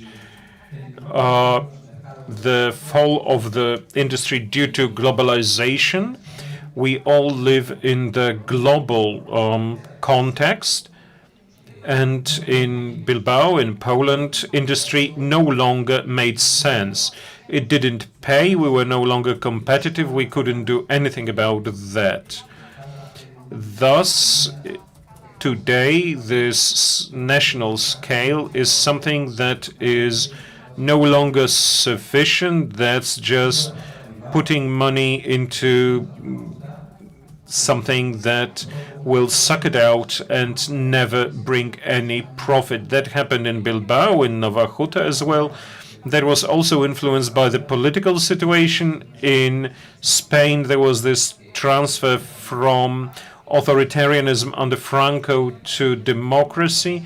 Difficult political times were not helpful for industry either. In the case of Poland, there was the fall of communism, so there was a certain protectionism in the former Soviet bloc, and it just disappeared, and you needed to find new clients, and there was also a certain loss of stability, and that was something that wasn't very helpful either. May I just finish now this introduction and give the floor to Jose Miguel, who will tell us about the Bilbao effect. But may I first show this picture?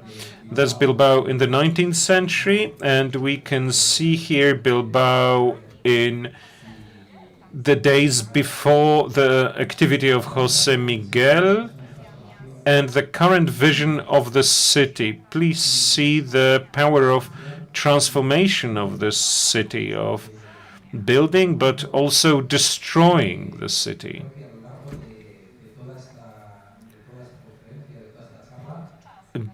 During our talk, during this lecture, it makes sense to take a deeper look at that. This is why let me ask Jose Miguel to explain what happened in Bilbao and who the actors were.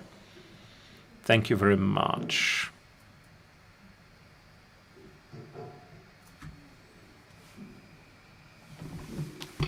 Sí, perfecto. Bueno, antes de empezar a hablar. Thank you. Before I start talking, before I show you my presentation, may I thank all the institutions present here. First of all, the Cervantes Institute. To me, that's a perfect opportunity to be here, to see Krakow, and this is my first visit to the city. Actually, I must admit, I am surprised. Ladies and gentlemen, fingers crossed, we hope that the beamer will survive. The last 2 days have been very intensive for it. Sometimes technology works, sometimes it fails. We hope to be lucky. All right. Now I'll discuss the strategic processes that took place in Bilbao, Bilbao being the metropolis. The process began with strategic planning, and I participated in it. And a problem that you discussed, the problem of Bilbao, is something that has made it one of the best-known urban development plans, especially in Spain. Perhaps next to Barcelona, the case of success is something that we're going to discuss. We'll definitely discuss that with Diego.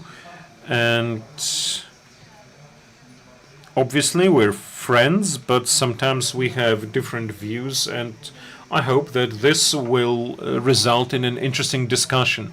There is, however, one more reason why I am here. I was the technical director for the strategic plan in Bilbao in 91-92, so I know the process very well. It's an absolutely first-hand experience.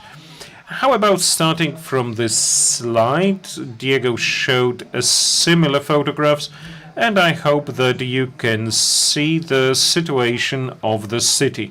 Those of you who have never visited Bilbao, well, it's a city lying in the north of Spain, obviously on the Iberian Peninsula, and this is a city that lies on the Bay of Biscay, even though it is not situated directly on the bay.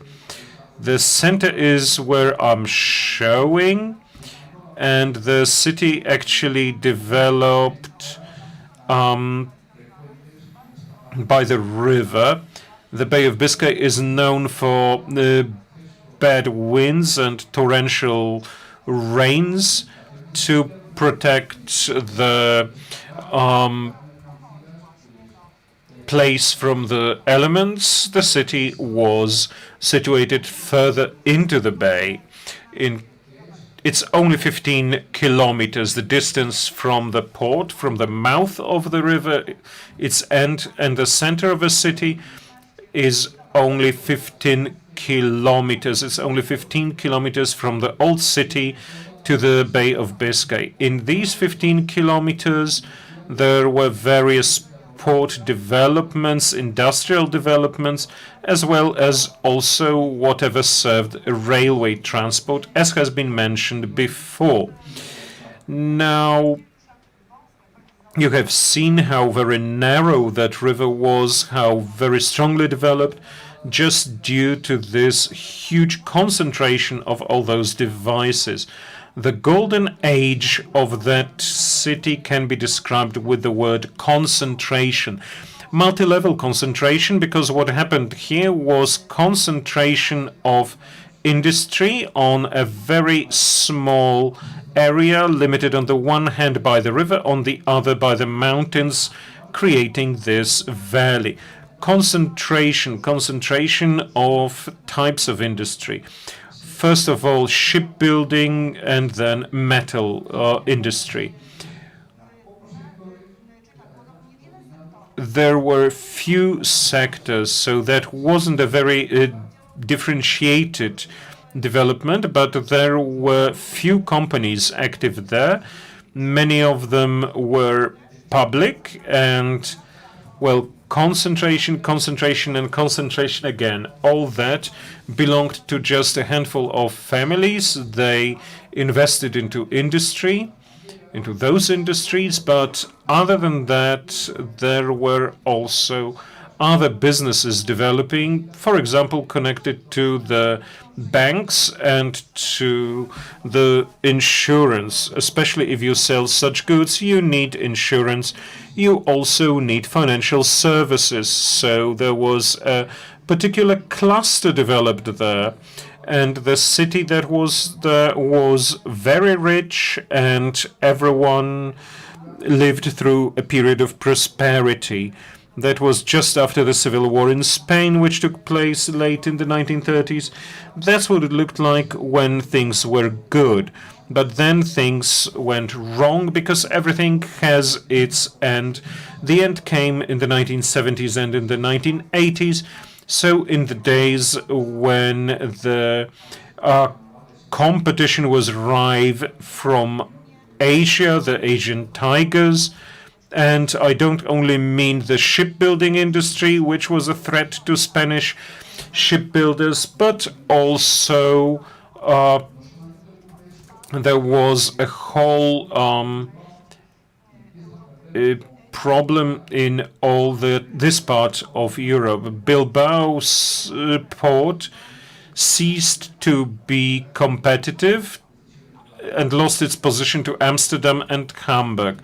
The reason was very simple. That was no pure coincidence. What actually happened?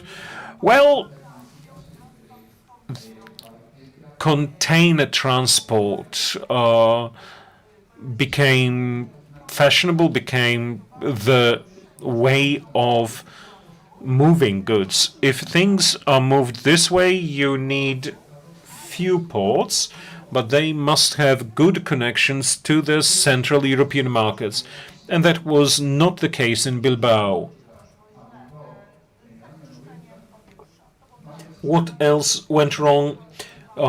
Well, air pollution. I remember I arrived in Bilbao early in the 1980s, and you really had the hair standing on end on the back of your neck. water in the river was kind of yellowish, rusty, getting orange. Of course, there was not a single fish there. Of course not. And the city was there. Well, there was actually no cultural development, because what a sane mind would go there for a weekend? Nobody would even think about that. So that was absolutely out of any consideration, and so Bilbao stayed out of any tourist routes. So there were a range of circumstances that I've mentioned that resulted in a profound crisis in the city. I also want to use this simple terminology so that you could understand everything without much trouble, but if I'm too specialistic, just raise your hand and ask.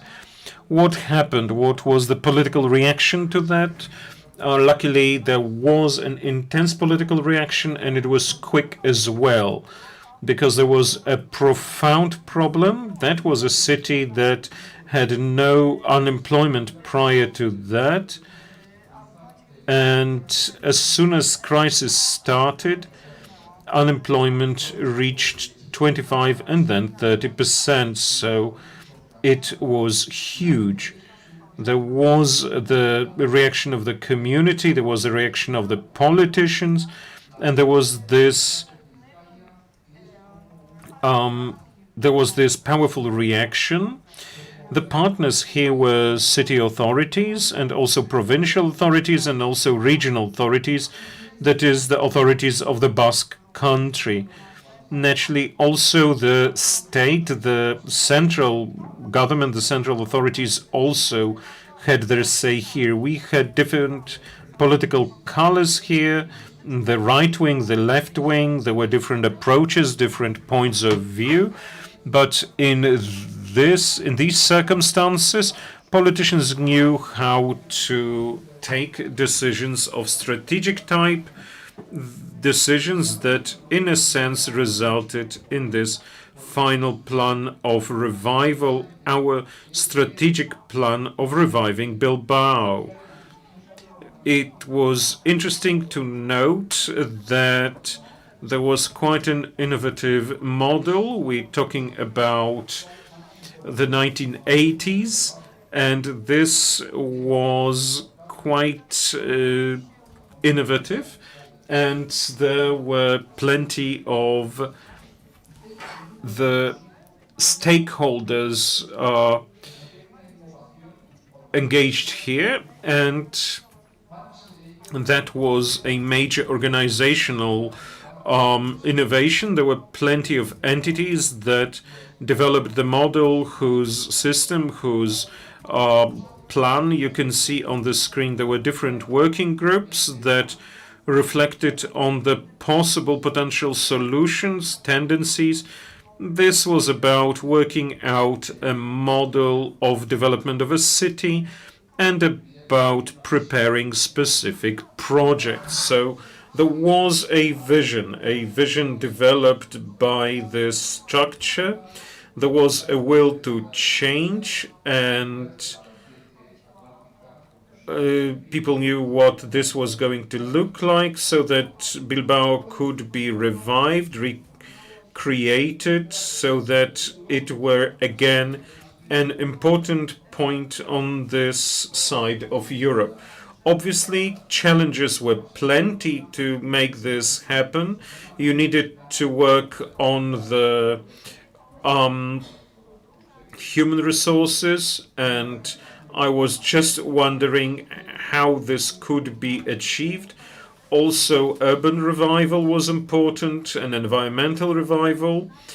Well, also the question of coordination. This was the model of public-private partnership. Just like I have mentioned, authorities were involved here at various levels, as well as private capital.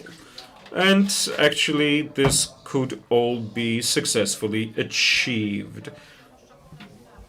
posibilidad, pero yo creo. I'm not going to mention about different strategies or environmental strategies, perhaps during the debate, but what is quite striking is the results of different urban development proposals. Most of those projects are positioned along the river, so that's the river seems to be a structural axis. There are some structures that are a bit further away from the river, but most of the projects are along the river. Now, let's have a look at a couple of such projects. But first, a comment. The strategy in its own right is obviously being discussed, and there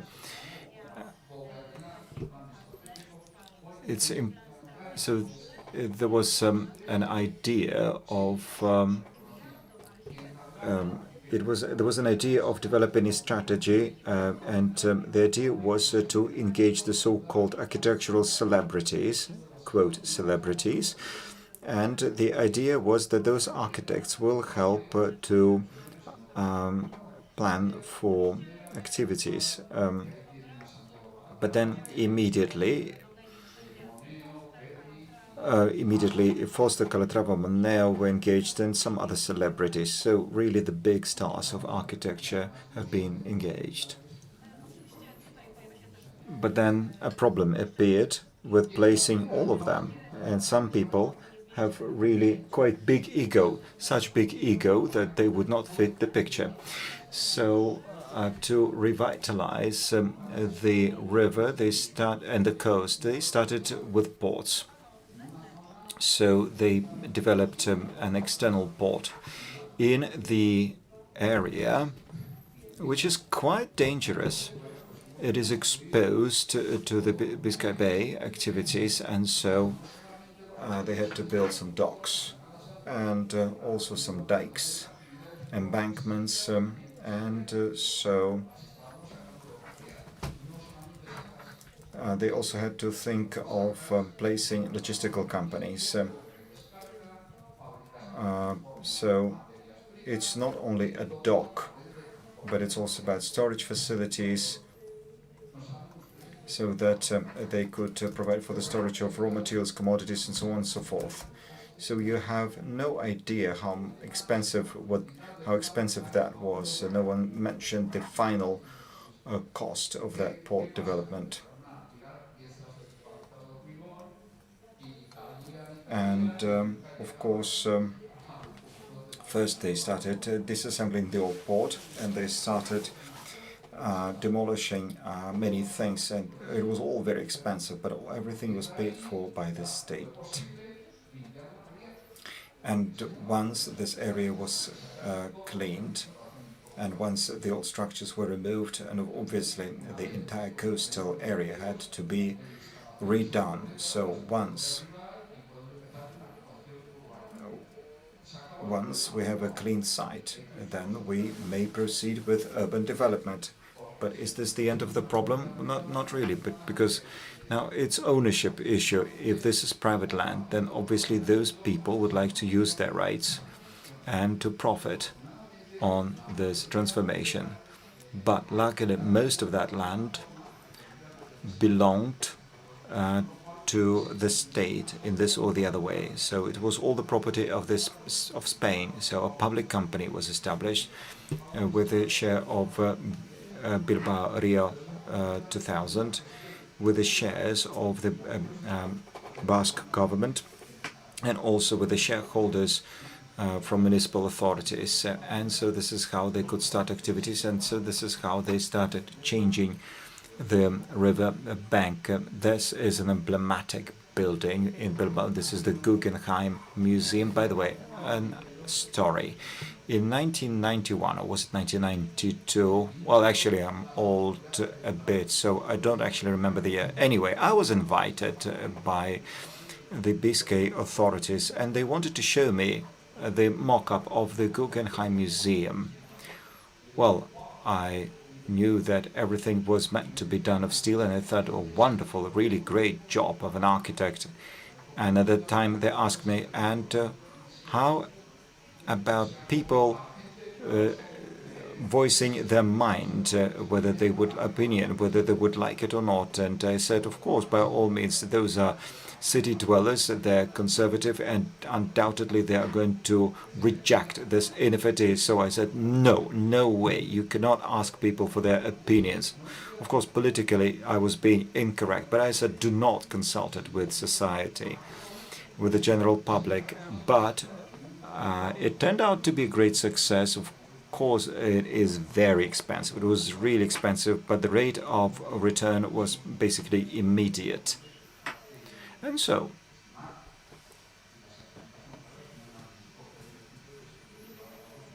of course, keep on talking about expenses, but of course we should have tools that will help us to calculate the costs and benefits. And this is another emblematic building. That is the Congress Palace, a very beautiful building, a very eye-catching building.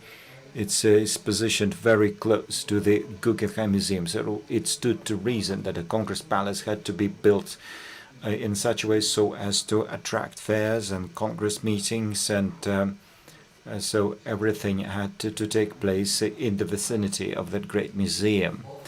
So this is yet another work of art.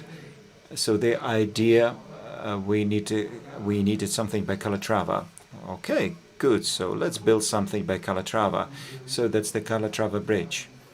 And it was officially opened, and obviously this is a very beautiful bridge. And a couple of months after its opening, that bridge, unfortunately, well, as you know, there were very difficult events. It was wet, and people started falling down, and many people had bone fractures, so they had to install some kind of mat so that it would be less slippery. That was the Calatrava effect. I hope you're not recording this meeting, but this is the Calatrava effect, as we called it. And this is another bridge that was designed by a group of Basque architects, and it connects the Deusto's University with the city center, where we have a number of famous buildings that we have just seen. So this project is quite interesting, and it's already been photographed on all postcards from Bilbao. And obviously we wanted to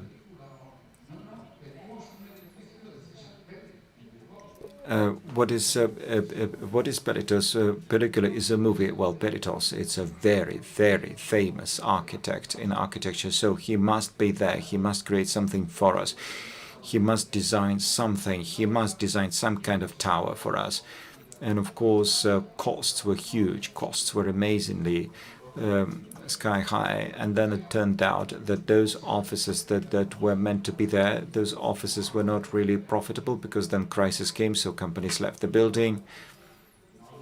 So the tower, this skyscraper, did not have any occupancy, but we still have Ballet's work in town.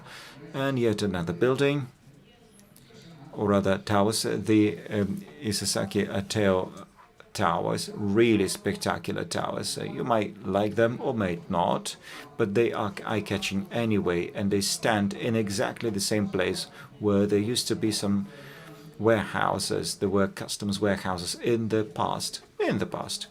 So those are huge plots that were developed in this very way. And another idea, so that, okay, well, now we need Monet's building. And so, as far as Monet is concerned, the University d'Eusta commissioned this building. So this is Monet's building for the University d'Eusta. Well, I think there is no soul in this building, but Monet is in Bilbao. And if we say Monet, then Caesar. And everything has been paid for by the public university in the Basque country. And yet another order given to Zaha Hadid.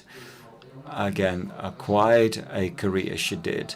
at that time, and so she designed something like an island, and that's in fact a commercial center with a residential sector, with office space, and so on and so forth.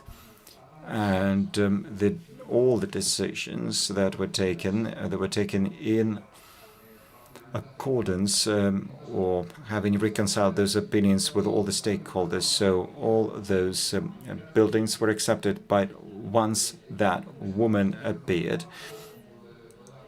a couple of families of less affluent families, they organized very well, and they started protesting against the implementation of the project by Zaha Hadid. And so, as a result of those protests, and a couple of years after the opening, they actually decided to shut it down. So I don't know what's going to happen there. I have no idea what's going to be to happen there, because those obviously are the families who simply do not want to leave the island. Another Calatravas work of art, that's the airport. It's not really a big airport. It's something like 2-3 million passengers a year, so it's not really a big airport. Nonetheless, it does provide for basic flights with a number of European cities. And yet another investment, that's the tube, the metro. It's a very important investment because moving around the river was a very difficult business. So we have a river, and then this river forks into two. So we have the right bank and the left bank, obviously. So rich people live on one side, and on the left side we have the working class districts.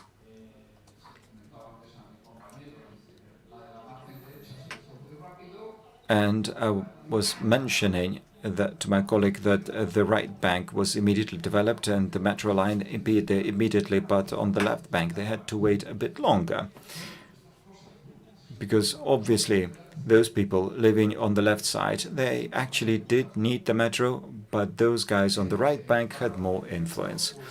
Hence the two metro lines. So the metro line alone is not enough. It had to be designed. Some famous guy had to. So Foster was contracted. So he thought of those interesting entrances into the metro, and so they're called the Fosterites, using his name. And if you go to Bilbao, I actually do encourage you to use the metro line, because in fact there are things to see there. But let us move on to the next item. So we had the barn, and not really used. So the idea was to develop a center of culture there. So Stark was employed.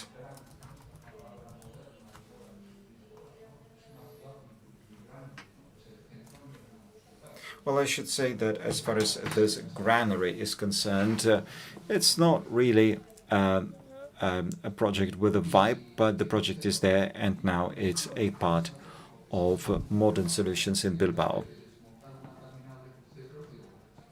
And finally, we might think that everything needs to be done in compliance with the strategic plan, so we should have a seaport for land cruisers.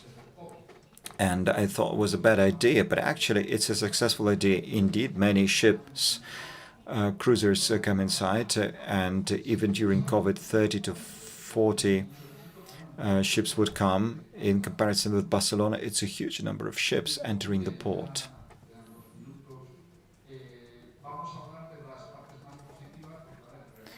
And now let's talk about some positives. Of course, people may be critical, but let's think about positives. So the entire process of transformation started with the strategic plan, and they were planning space. It was all financed and paid for by many different authorities at different levels. All of that has been highly successful in a way, I should say. We have become a tourist destination, so Bilbao is now a tourist destination. We are a city to be visited, so it's for city breaks. It's great. Of course, it's not a beach resort, but still, if you go to Sydney, Australia, you say Bilbao, and Australians would actually know what the thing is, even if they had never been in Bilbao. And in the 1980s, as I said before, no one would have any idea about Bilbao and where the thing was, and no one would dare to go to Bilbao. But in the case of the Guggenheim Museum, it's become a flywheel.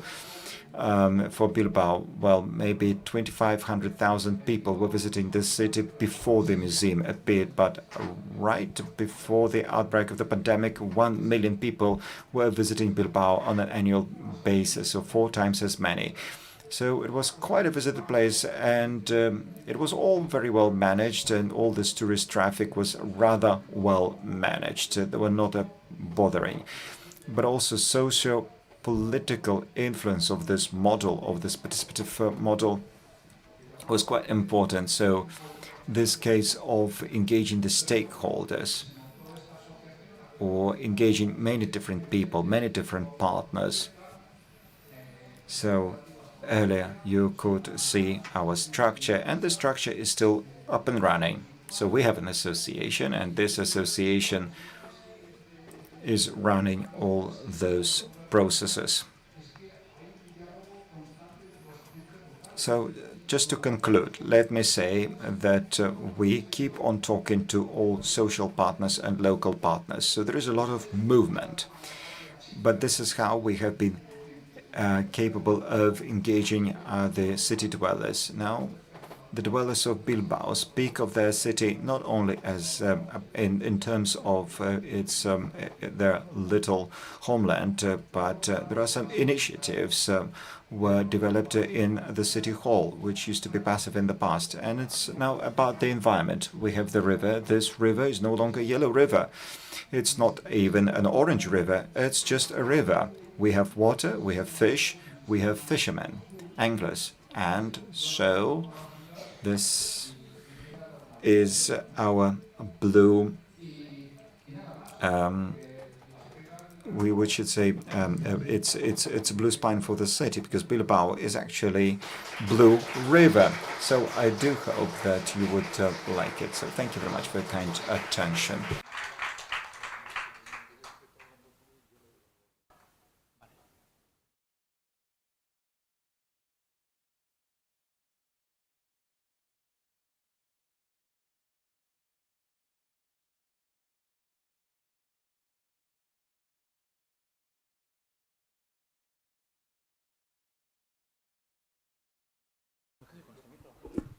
Sí. Bueno, Right. Unbelievable. Great presentation about Bilbao. Thank you very much. So we spoke recently about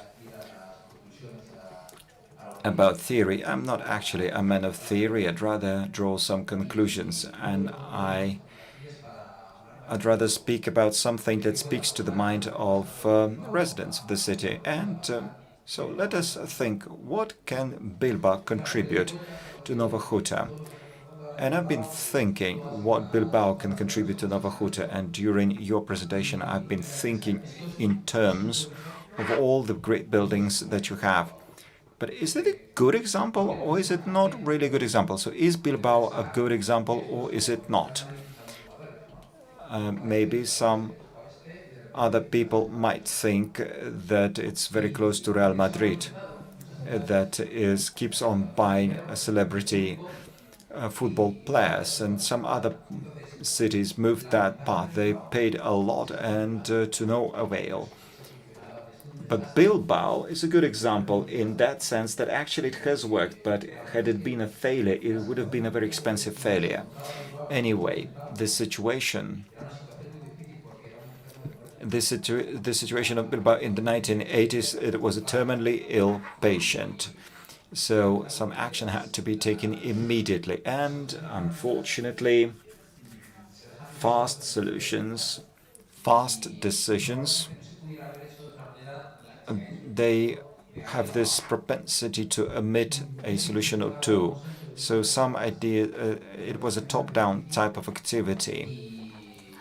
And it's very difficult to reconcile many diverse and numerous interests in Bilbao, but you made it.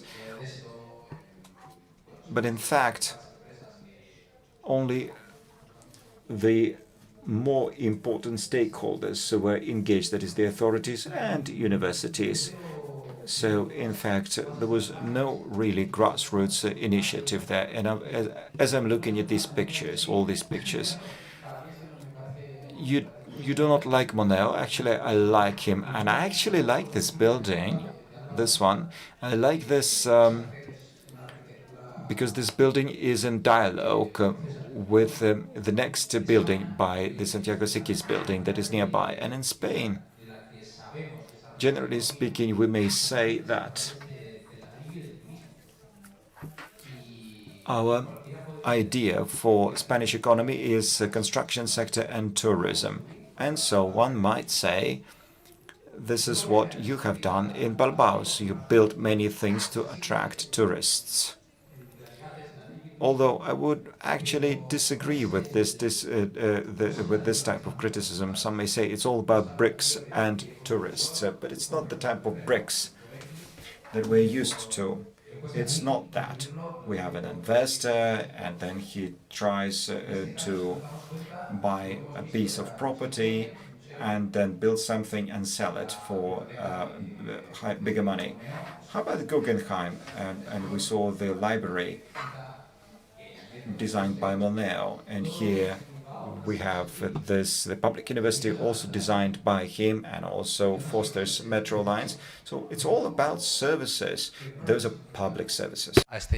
These are public services for residents, and I've never seen anything like that, and certainly not at that scale, not at this level. I believe that the inhabitants, the people in the city, should be thankful for what has happened, because the effect is marvelous. But my main question is whether the work you did from top to bottom, what is it really like?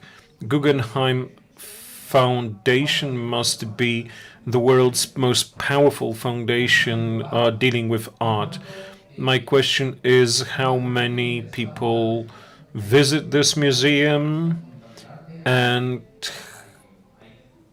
what movement can you see in art here?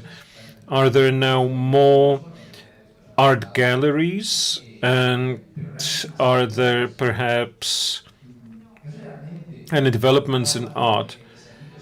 The question of universities, do these universities now have more students? And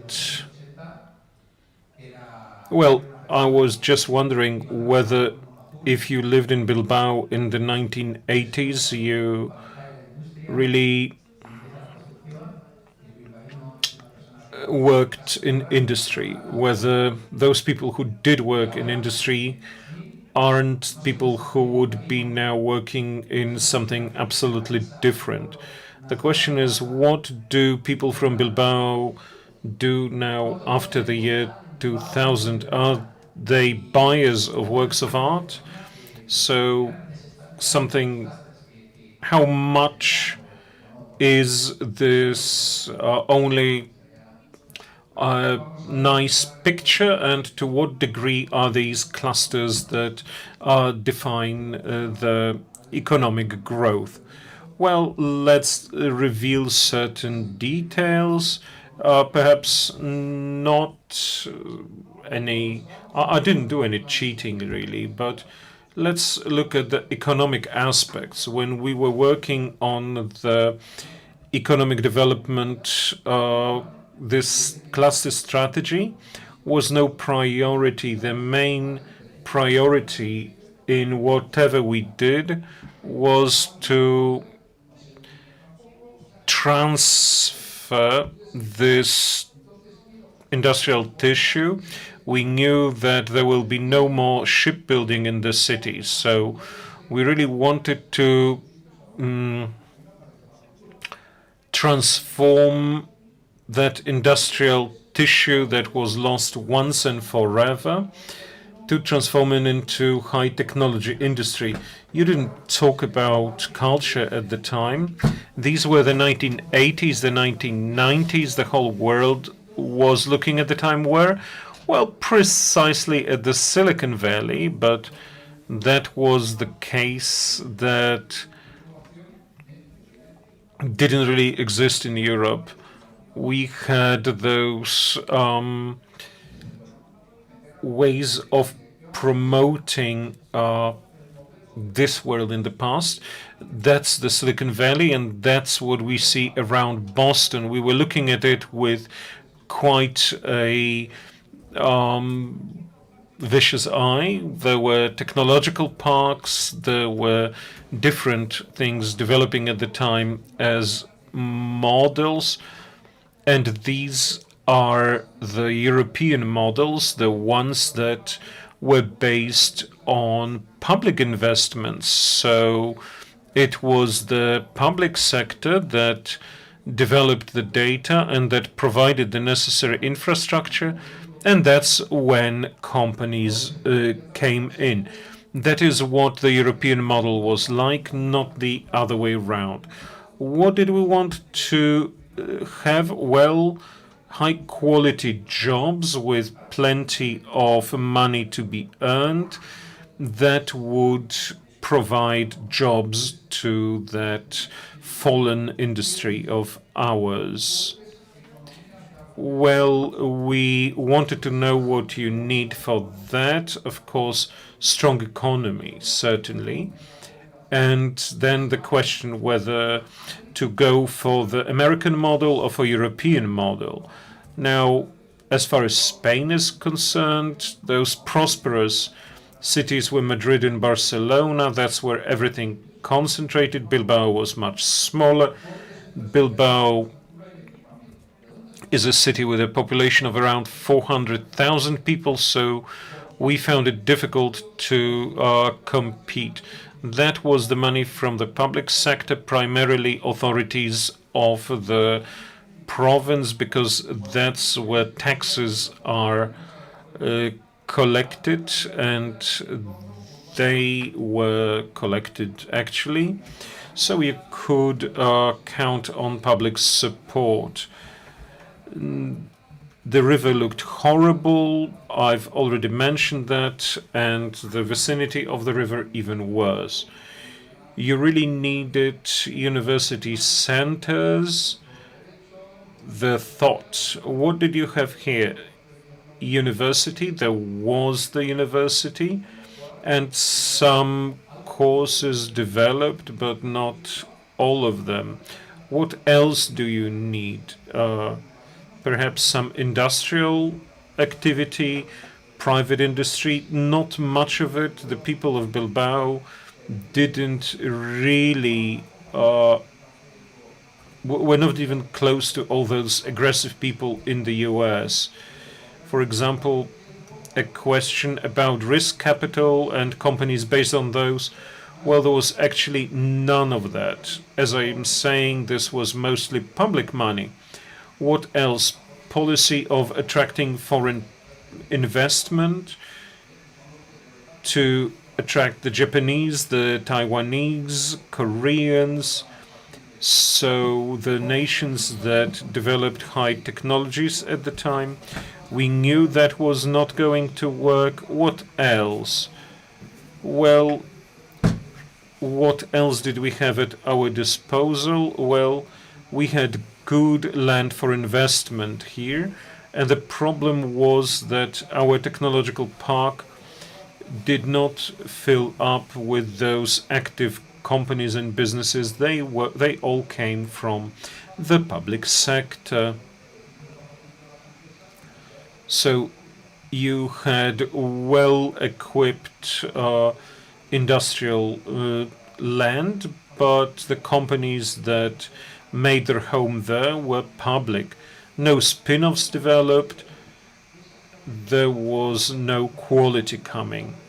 Why do I mention that? Because that was a particular backbone for our whole strategic planning. That strategic planning didn't work well. There was, however, another strategy that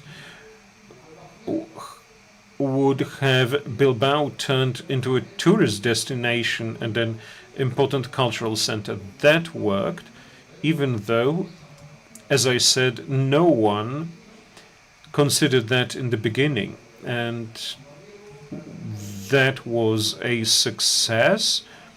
There are all those grand names here. Is it a cluster? Well, I wouldn't probably call it a cluster. That's rather museum activity. I don't think it gives plenty of jobs, but there are new jobs developed. If you act and if you work around it, jobs will come. Now, the number of jobs that existed earlier, will they be recreated, reconstructed? I don't think so. Now we can say that a graduate of this Dustock Jesuit University who would immediately find employment in Bilbao in the industry really now has to go to Barcelona or to Madrid looking for work. So that's not really anything fantastic, because if you've done engineering, you won't now want to work in Guggenheim Museum. Yes, it's obvious that industry generates funds and generates far more of it than tourism does. Well, we also have revenue from tourism, but it's a much more risky sector, as we have learned in the time of the pandemic. I believe that the economic consequences of the pandemic will be better calculated, and we'll learn more about the impact of it on Bilbao. From my point of view, well, I rather belong to the faction that focuses on stable development. Now we play everything on one card, and I believe this may be a mistake. Well, the old industrial Bilbao was a city that put all its eggs into one basket, and things ended as they did, with the eggs broken. Speaking of industrial development, people don't like it. We got rid of industry. We're a clean city. Fish is in the river. There are anglers. Things go around good. Now, actually, the drawbacks of industry and our way of perceiving industry, well, it all goes like this. Even if we focus on tourism and we give up tourism, the industry won't disappear. It goes to Asia, and from the point of view of the planet, it's even more harmful. Everything has its environmental cost. Now, what are the options so that in future we could have what we need? This photograph is a draft design, a draft concept of the port. At the moment, it doesn't make much sense. Bilbao used to be a powerful port, but it lost much of its sense, and these people, the qualified labor force, who lost their employment when industry went away, well, they made it to the street because these were the circumstances. There was no employment for people who previously worked in industry, but let's remember that we're talking about people who were, most of them, badly qualified. We lost those people, the qualified labor force. We lost industrial developments. They were not renewed. What was built in Bilbao were new elements, and, well, Europe and Bilbao could count on some sustainable development, then we would have our own industry. Is this something that we should talk about?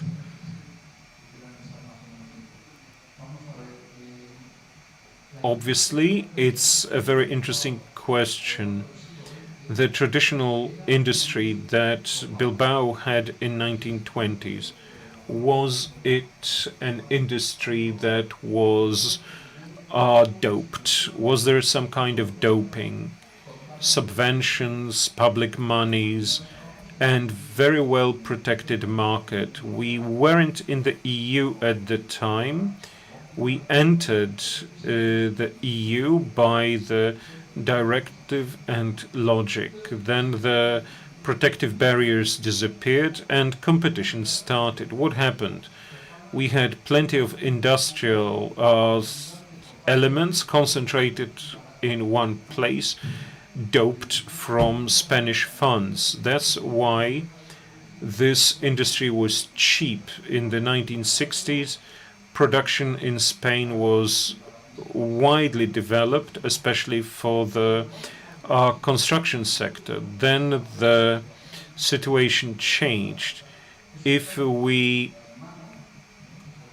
look at the neighboring province, well, there this production texture was based on SMEs which were used to compete in international markets, and they didn't need any public support for that.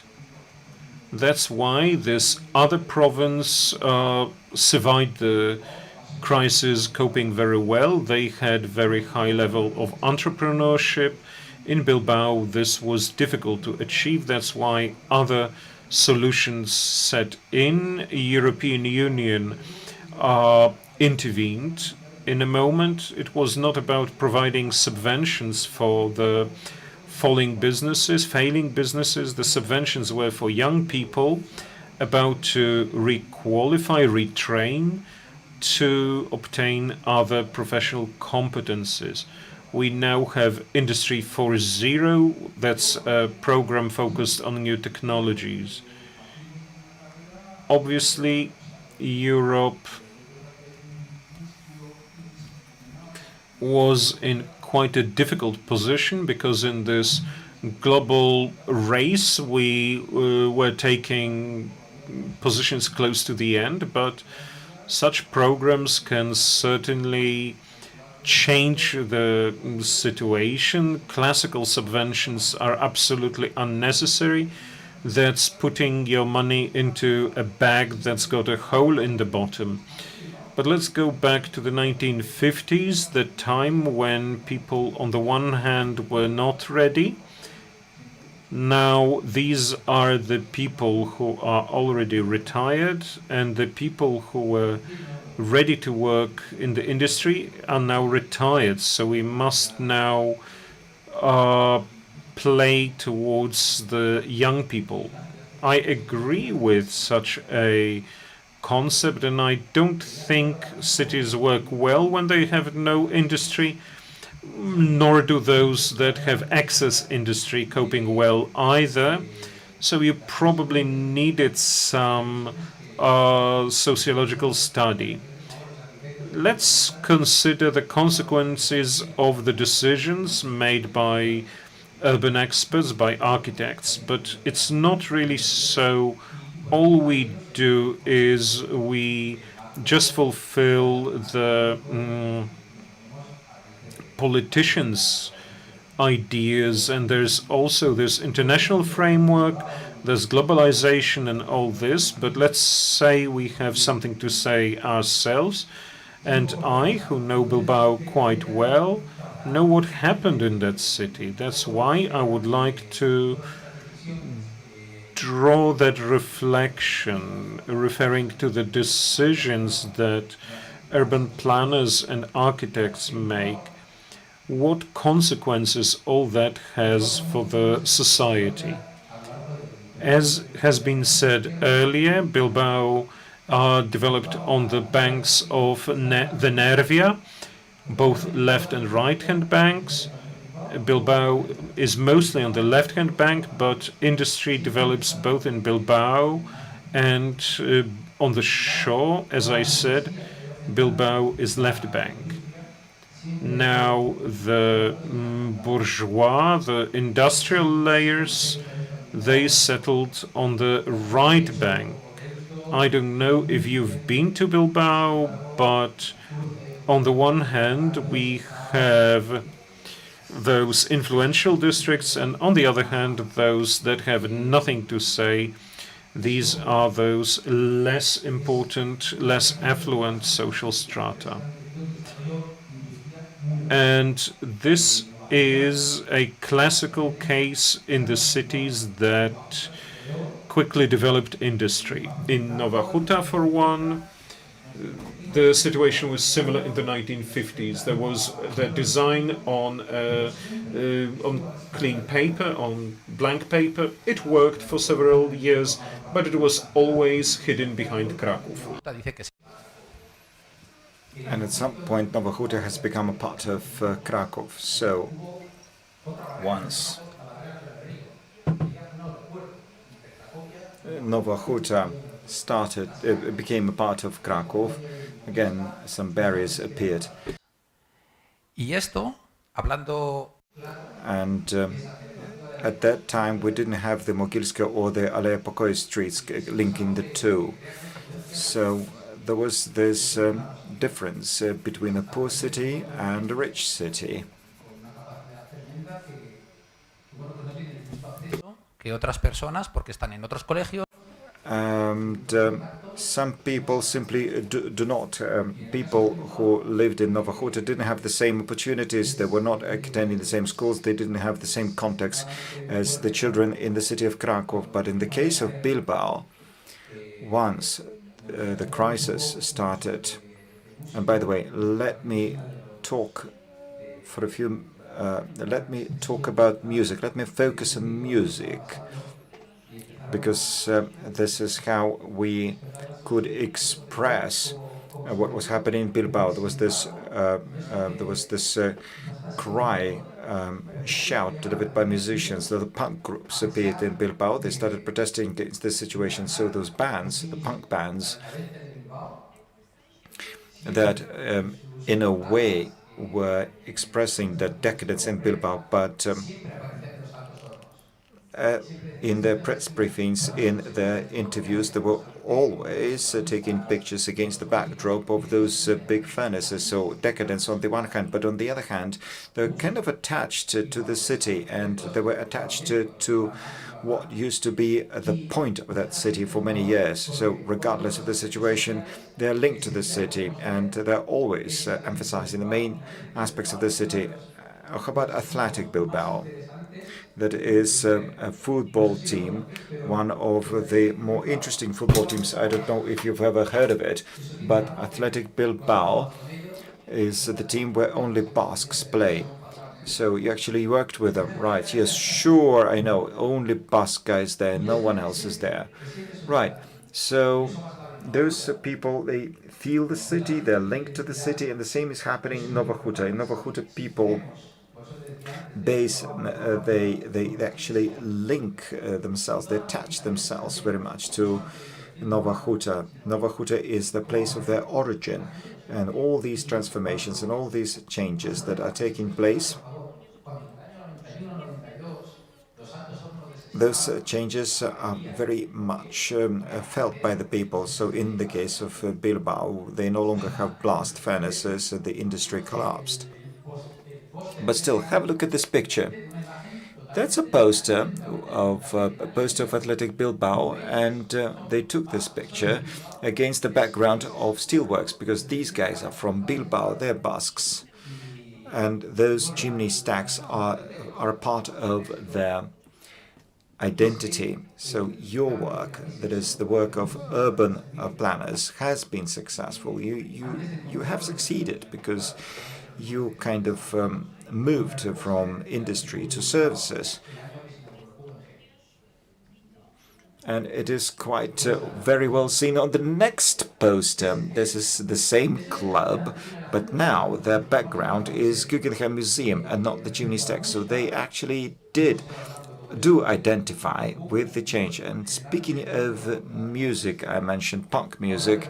I spoke about punk bands protesting against the system, but currently in Spain and in Bilbao, this is Bilbao BBK Live. And as far as BBK Live is concerned, here you can see a very different picture of Bilbao. No industry there. Until recently, BBK Live was promoting themselves against the background of chimney stacks, and now it's different. What do you see? It's the mountains, and it's just pure marketing. Obviously, it doesn't look that way. I mean, it doesn't look that way at all, but it looks nice at the posters anyway. But still, as you can see, they're using this for marketing purposes as much as they can. So it's identity one thing, marketing is the other thing. I have no idea how much time we've got. But Diego's right, and I agree with him, that if we think from the point of view of philosophy, and if we look at the city as a complex system that consists of many different elements that constitute one single whole, and then on the other hand, we have this system that is always somehow exposed to external influences. So I can say that these Bilbao consists of very solid and good elements.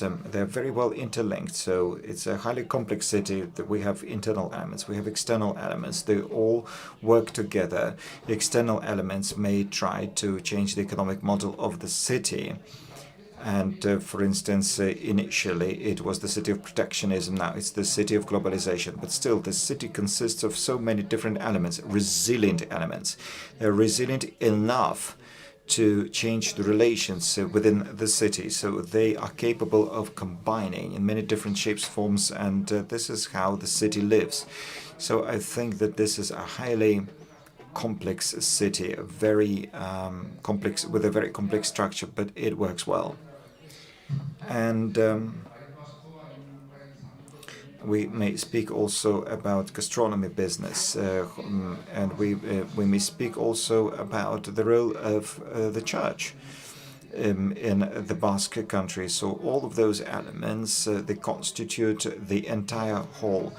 And yes, there may be some external forces, and they may change, as they may change the rhythm, affect the rhythm, but still all those elements are fairly resistant to external influences. But this is something, it's, at least this is my subjective opinion, but how do you think changing this model and changing this shifting from industry to services, has it changed the fabric of the city? What has changed? Well, I think that we should think about it in greater detail. So once again, I would like to say that there are big differences between the right bank and the left bank. In the Basque country, we have quite many internal migrants. So Spanish from other parts of Spain moved to the Basque country.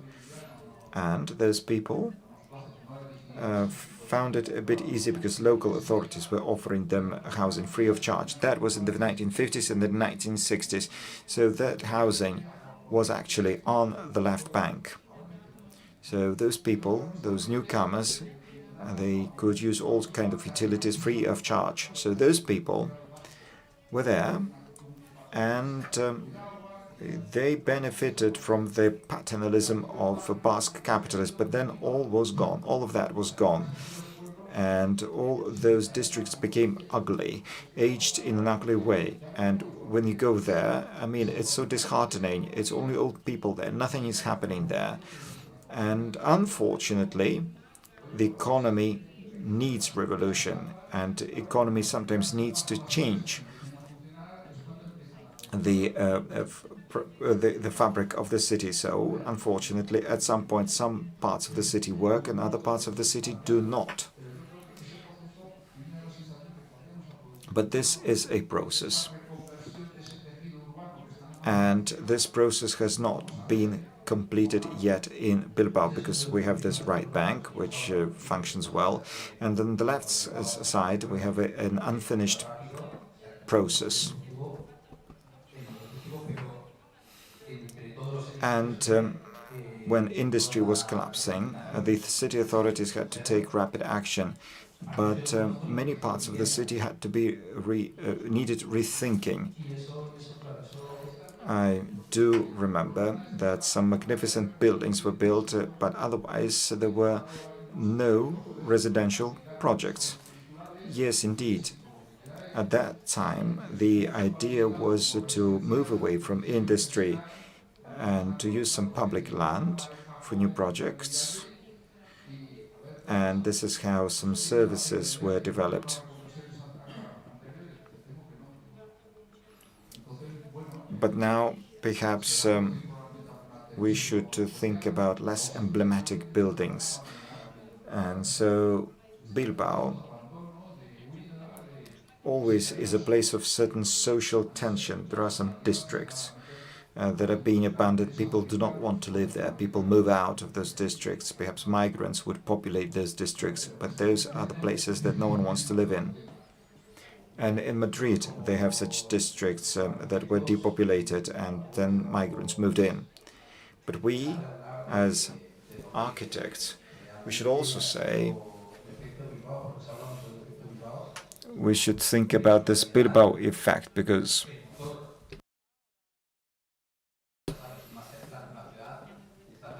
we see that the change was rapid there, the change was quick there, and usually this type of change should take around 50 years, but in Bilbao they made all those changes within over a span of 30 years, or rather over a span of 5 to 10 years. So most transformative work was done within 5 to 10 years, which is a world record.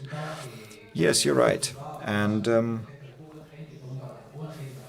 I'm always saying that Bilbao's effect is not only about Guggenheim building, and the more I know about the city, and the more I talk to you about the city, the better I understand that this Guggenheim effect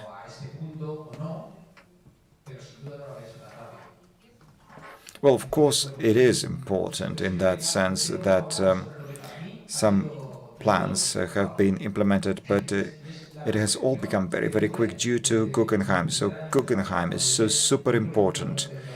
I have always thought that once I graduated Madrid, and at that time I had no idea about architecture still, and at that time I started reading professional literature, and they kept on talking about Gehry, the genius, and Guggenheim effect, and I thought, oh gee, this is true architecture, and I would love to do something like that. That is my goal.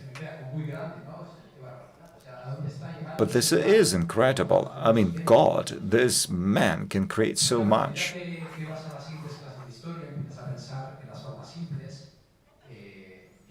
But then you see that what matters is different things. It's also simple forms. They say venustas firmitas utilitas, so it's the function that matters as well. But the function of Guggenheim is not the result of its shape, because shape doesn't help its function, in fact. So what is a museum? A museum is a container for works of art, and Guggenheim, in its own right, is already a work of art.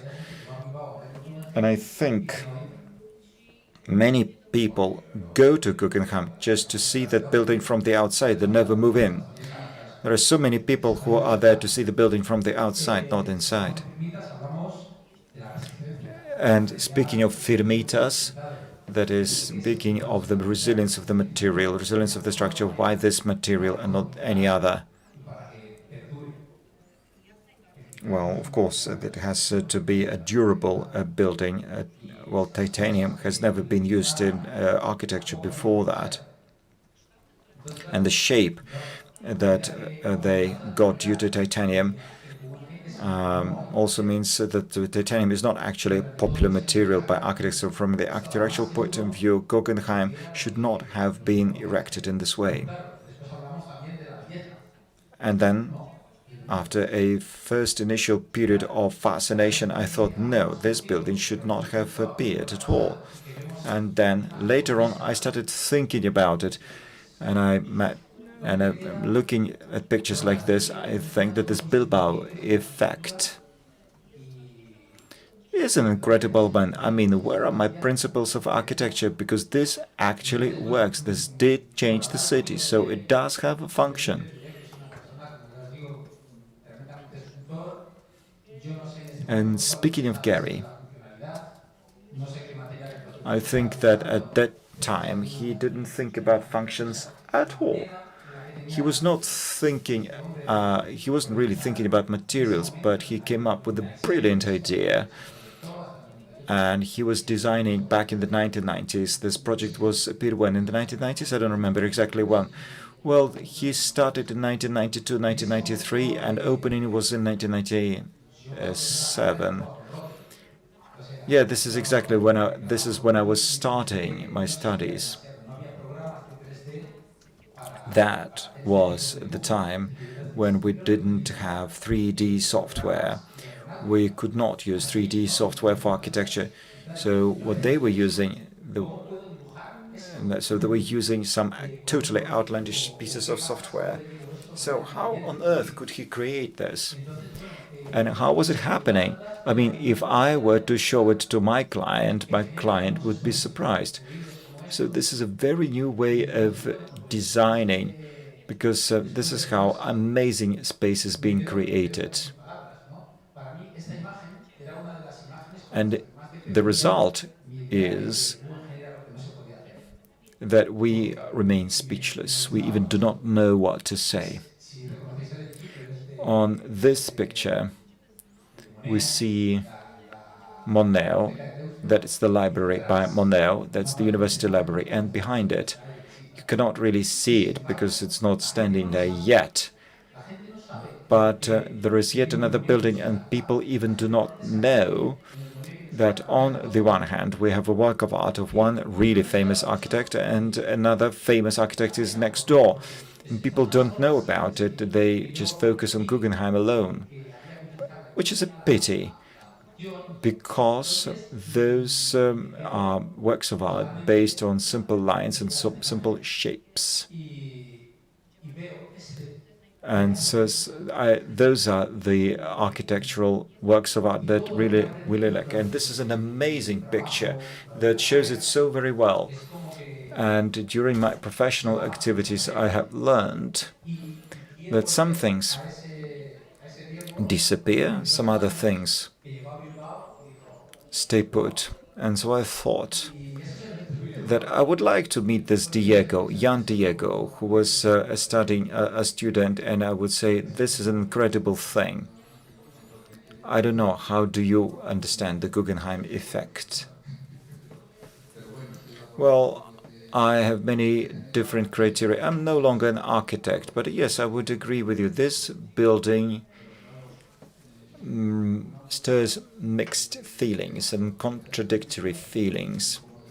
But as we know, such was the decision of public authorities, and as I said, it was not really a high priority strategy at the time. The main idea was to switch from industry to services, and so this strategy is being implemented. Something is happening, but I'm a very pragmatic person, and if it works, why should we change something that works? But then I think that the problem with this session is that we do not have a moderator. It's just two of us taking the floor. Perhaps it would be great to give the floor to the audience. So please, over to you.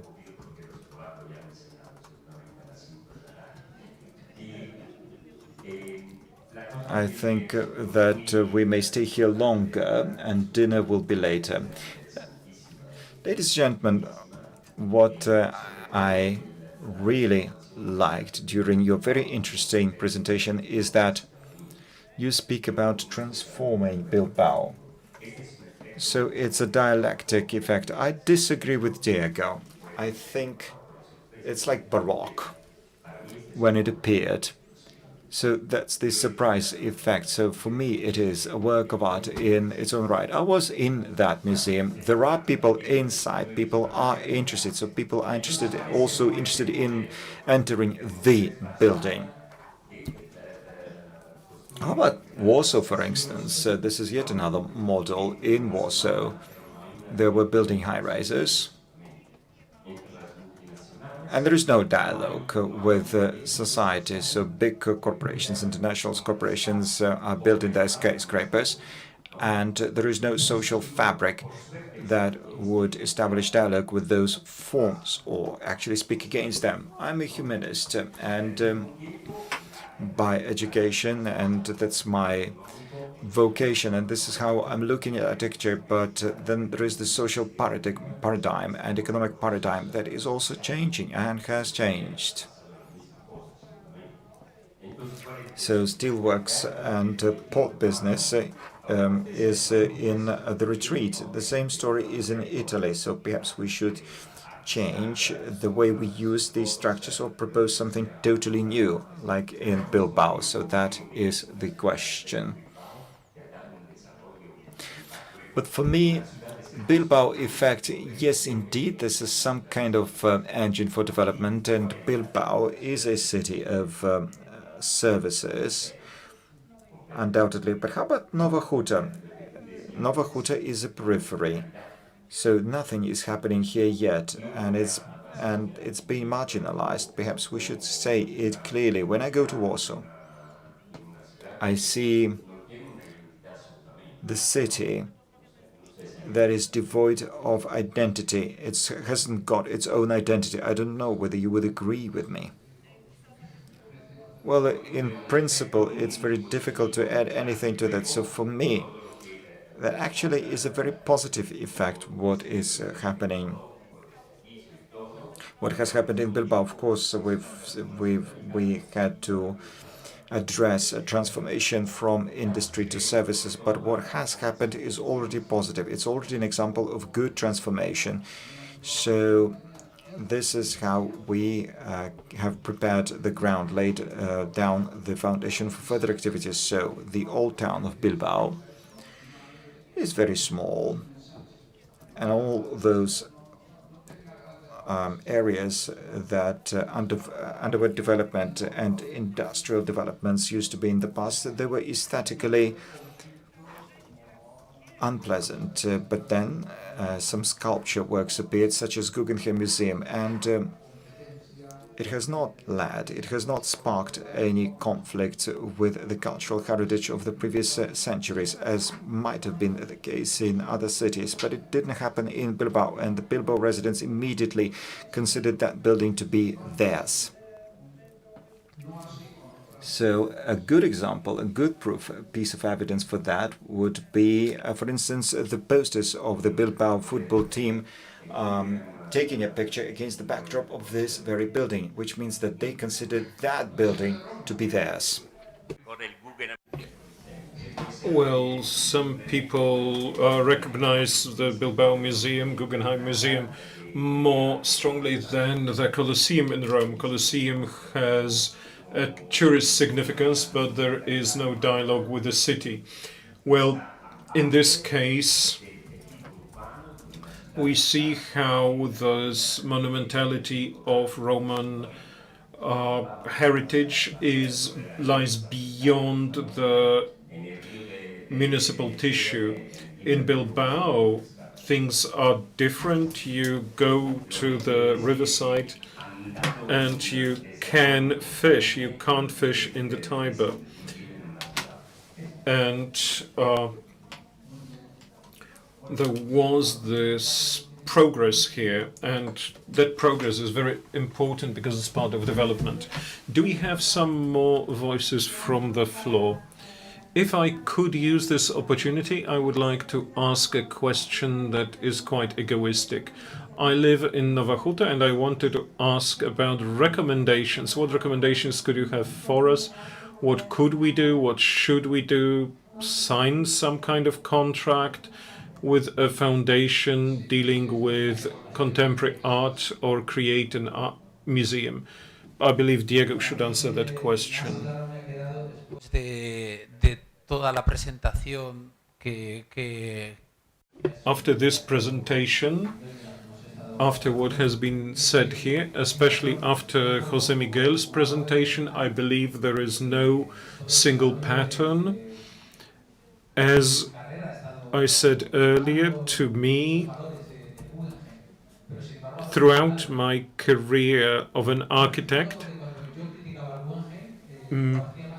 I saw that this was the denial of Guggenheim's model, but my criticism of Guggenheim's model came from the head, not from the heart. Perhaps the case of Nowa Huta is different. You should consider who you really want to be, and I think that it is extremely important, that I said before, is not to go just one way. That's always very dangerous and risky.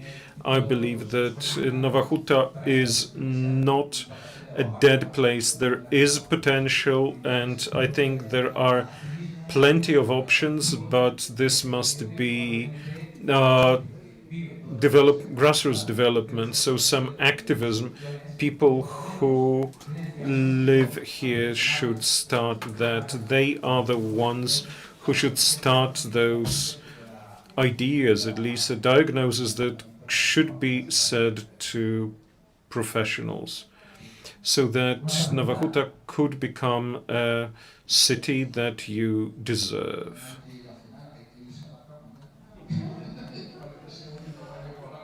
Well, I believe this is not really time for our dinner. I believe that in the Polish rhythm of life, it's time to go to sleep. Let's stop here. Thank you very much for participation.